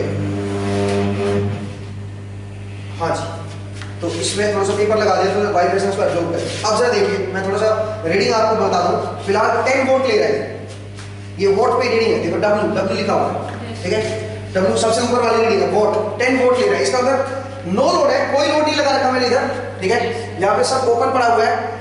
और फिर भी ये पावर ले रहा है, कुछ एक्टिव पावर आ रही है, कितनी आ रही है, 10 वोल्ट। इसका अंदर 10 वोल्ट पावर आने का क्या मतलब है, बताओ जरा। इसका अंदर जो कोर लॉस हो रहे हैं इसके अंदर, वो कितने वोल्ट के हो रहे हैं, 10 वोल्ट के हो रहे हैं, ठीक है। अच्छा, वोल्टेज 210 वोल्ट है, ठीक है। और जो आपका जो करंट है वो 0.30 है। ये कौन सा करंट है, बताओ जरा। ये एक्साइटिंग करंट है, इसमें दोनों करंट है। इस करंट में दोनों कंपोनेंट है, कौन सा, एक आईसी कंपोनेंट और एक आईएम कंपोनेंट। एक और चीज जरा देखिए, पावर फैक्टर में दिखाना चाहता हूँ, ठीक है, पावर फैक्टर में दिखाना चाहता हूँ। ये जरा देखिए, पावर फैक्टर कितना है, 0.158, cos फाई की वैल्यू ये दे रखी है। पावर फैक्टर बहुत पुअर है, 0.158। तो चलिए एक बार जरा बोर्ड पे आइए, आई होप आपको रीडिंग आपको मिल गई होंगी इसमें, ठीक है। तो आई डोंट नो, इसमें मैं जूम कर देता हूँ एक बार, सब लोग सो दैट रीडिंग देख सकें, ठीक है। हाँ जी, देखिए फिलहाल मैं पावर फैक्टर बता रहा हूँ। Power factor is 0.155, voltage is 210 and current is 0.30। तो पावर फैक्टर वेरी पुअर है। और पावर भी देख लीजिए, एक्टिव पावर कितनी ले रहा है ये, जरा मैं दिखा दूं आपको। मे बी एक्टिव पावर ये ले रहा है 10 वोल्ट, तकरीबन 10 वोल्ट। और जो टोटल अपेरेंट पावर ले रहा है वो कितनी ले रहा है ये, 63.6, इसका मतलब अपैरेंट पावर कितनी ले रहा है? आप नोट कीजिए, सारे डेटा नोट कीजिए सो दैट मैं इसके ऊपर कैलकुलेशन कर सकूं। आप लिखिए, सबसे पहले लिखिए एक्टिव पावर कितनी ले रहा है? 10 वोल्ट। एक्टिव पावर लिखिए 10 वोल्ट। वोल्टेज लिख लीजिए 210 वोल्ट। वोल्टेज है 210 वोल्ट। ई की वैल्यू, ई जो दे रखा है वो 210 वोल्ट दे रखा है। अच्छा, और पावर ले रहा है ये 10 वोल्ट। करंट ले रहा है 0.30 एम्पियर, ये करंट ले रहा है, ठीक है। अच्छा, अब आप लिखिए apparent power VA। Apparent power है 63.2 VA। 63.2 या 5 लिख लो, 63.2 अप्रोक्सीमेटली ये है, ठीक है। ये अपैरेंट पावर है। और पावर फैक्टर लिखिए, पावर फैक्टर है 0.155 या 0.158, ठीक है। ये पावर फैक्टर है 0.158 ये अप्रोक्सीमेटली पावर, ठीक है। तो मैं चलिए अब इसको जूम आउट कर रहा हूँ, मतलब और वापस से मैं आपको बोर्ड पे लेके आ रहा हूँ, ठीक है।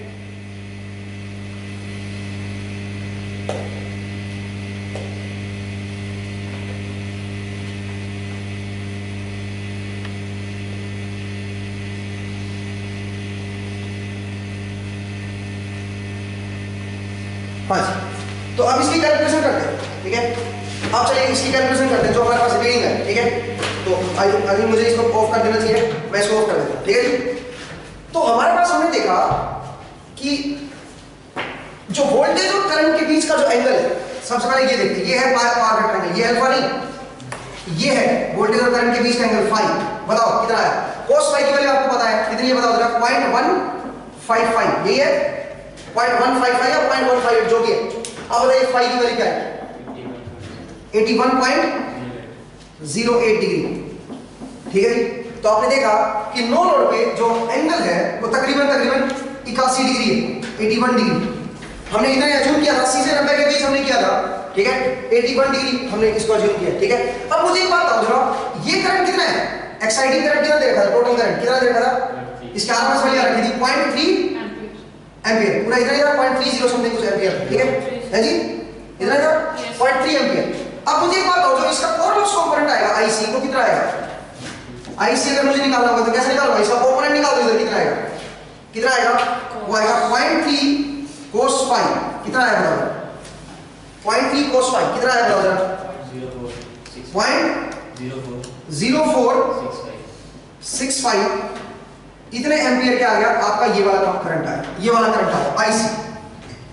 अब मुझे एक बात बताओ जरा, ई की वैल्यू कितनी है? बताओ जरा। सप्लाई वोल्टेज कितनी थी? 210 वोल्ट। अब बताओ एक्टिव पावर कितनी लेके आएगा? एक्टिव पावर कितनी लेके आएगा? ये आरएमएस वैल्यू है ई की, और इधर इसके फेज वाला जो करंट है उसके आरएमएस वैल्यू ये है, तो मल्टीप्लाई करो दोनों को, ठीक है।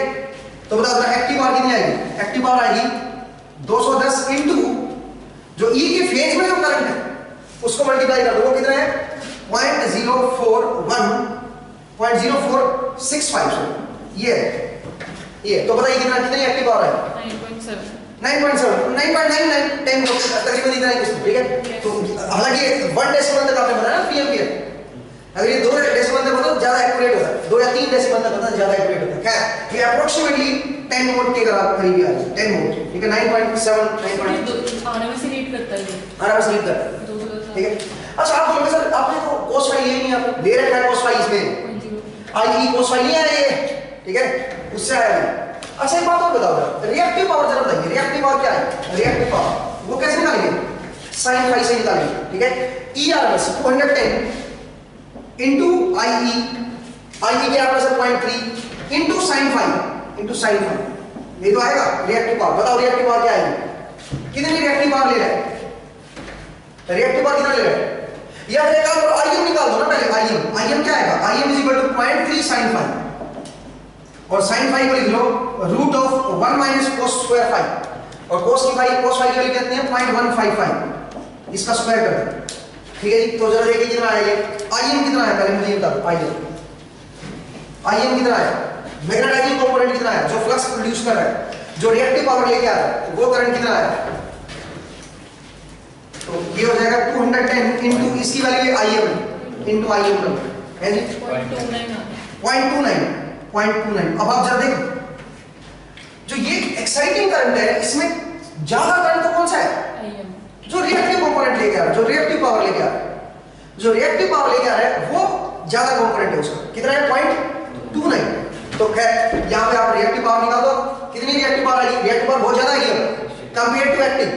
एक्टिव में तो देखो आपने क्या किया था, 210 को इससे मल्टीप्लाई किया था, अब यहाँ पर 210 को IM से मल्टीप्लाई करेंगे, इस वैल्यू की IM करंट है ना 0.375, ये तो IM और IM की वैल्यू बहुत ज्यादा है, तो बताओ कितना आएगा ये आएगा 210 इनटू IM, IM इज 0.29, बताओ कितना आएगा 62.23 VAR, ये रिएक्टिव आ गया। लेकिन अब बताओ एपेरेंट क्या लिखा, 10 वोल्ट एक्टिव है, 62.23 रिएक्टिव है 61 पॉइंट कितना है 60.9 है 60.9, चलो जो भी है ठीक है। हाँ जी ये VAR लैगिंग आ गया। अब बताइए इसका स्क्वायर प्लस इसका स्क्वायर करके देखो, अपेरेंट पावर निकालिए और चेक करो कि हमने रीड किया वो इतनी है, अप्रोक्सीमेटली उतनी आनी चाहिए, कितनी आ रही है बताओ जरा रिएक्टिव पावर है जी, और हमारी रीडिंग क्या थी 63, मतलब अप्रोक्सीमेटली वही है, ठीक है अप्रोक्सीमेटली वही है। आप देख लो ये डेटा आपका सही है, ठीक है ये आपने करेक्ट निकाला है, इसको 60.9 या 61 ही लिख लो इसको, ठीक है जो भी है 62 पॉइंट समथिंग कुछ है, जो भी है आप देख लेना जो भी आ रहा है, ठीक है। तो मैंने बताया कि किस तरह से हमारे पास रीडिंग आ रही है।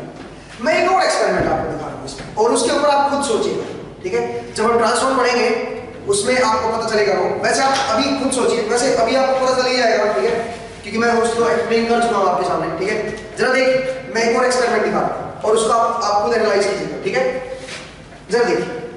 मैं पहले एक बार जूम कर देता हूँ कैमरे को यहाँ पे एक्सपेरिमेंट पे,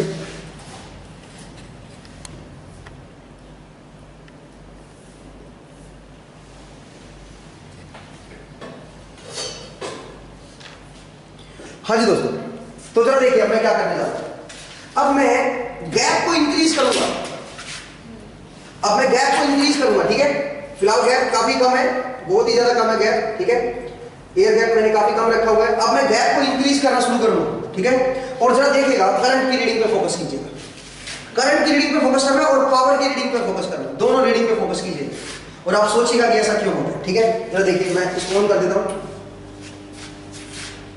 फिलहाल ये रीडिंग है 9.5 9.7, ठीक है और 214 वोल्ट हो गया क्योंकि वोल्टेज फ्लक्चुएट करें ना सप्लाई वोल्टेज, तो इसलिए 214 हो गया, करंट आपका 0.28 एम्पीयर ले रहा है, ठीक है। अब जरा देखिए मैं क्या करता हूं, अब मैं इसकी डिस्टेंस को इंक्रीज कर रहा हूं और आप नोटिस कीजिएगा पावर को और करंट को, जरा देखिएगा ये वो टाइट कर दिया,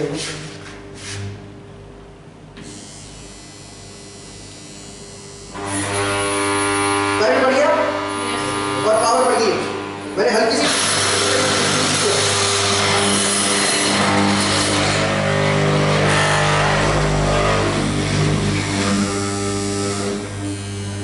ये मैंने इनके बीच की डिस्टेंस इंक्रीज कर दी है, तो डिस्टेंस इंक्रीज करने से करंट बढ़ गया और मेरा पावर भी बढ़ गई। आप जरा सोचिएगा ऐसा क्यों हो रहा है, ठीक है और जितना मैं इंक्रीज करता चला जाऊंगा ये बढ़ेगा मेरा, ठीक है आप देख सकते हो मैंने डिस्टेंस काफी इंक्रीज कर दी है यहाँ पे, ठीक है पावर मेरी 32 पॉइंट की हो गया और करंट मेरा तकरीबन 1 एम्पीयर होने वाला है, ठीक है आप जरा इसके बारे में सोचिए, ठीक है नेक्स्ट क्लास जब हम मिलेंगे तो आप मुझसे डाउट पूछ सकते हैं, ठीक है बाकी मैंने आपको बताया ना आंसर इंपॉर्टेंट नहीं है, इंपॉर्टेंट है कि आप किस तरह से सोचते हो चीजों को, ठीक है जो आपने पढ़ा है उसके बेसिस पे आप इसके ऊपर कैलकुलेशन कर सकते हो, उसके ऊपर सोच सकते हो, ठीक है कि भैया ऐसा क्यों हुआ है, ऐसा क्यों हुआ।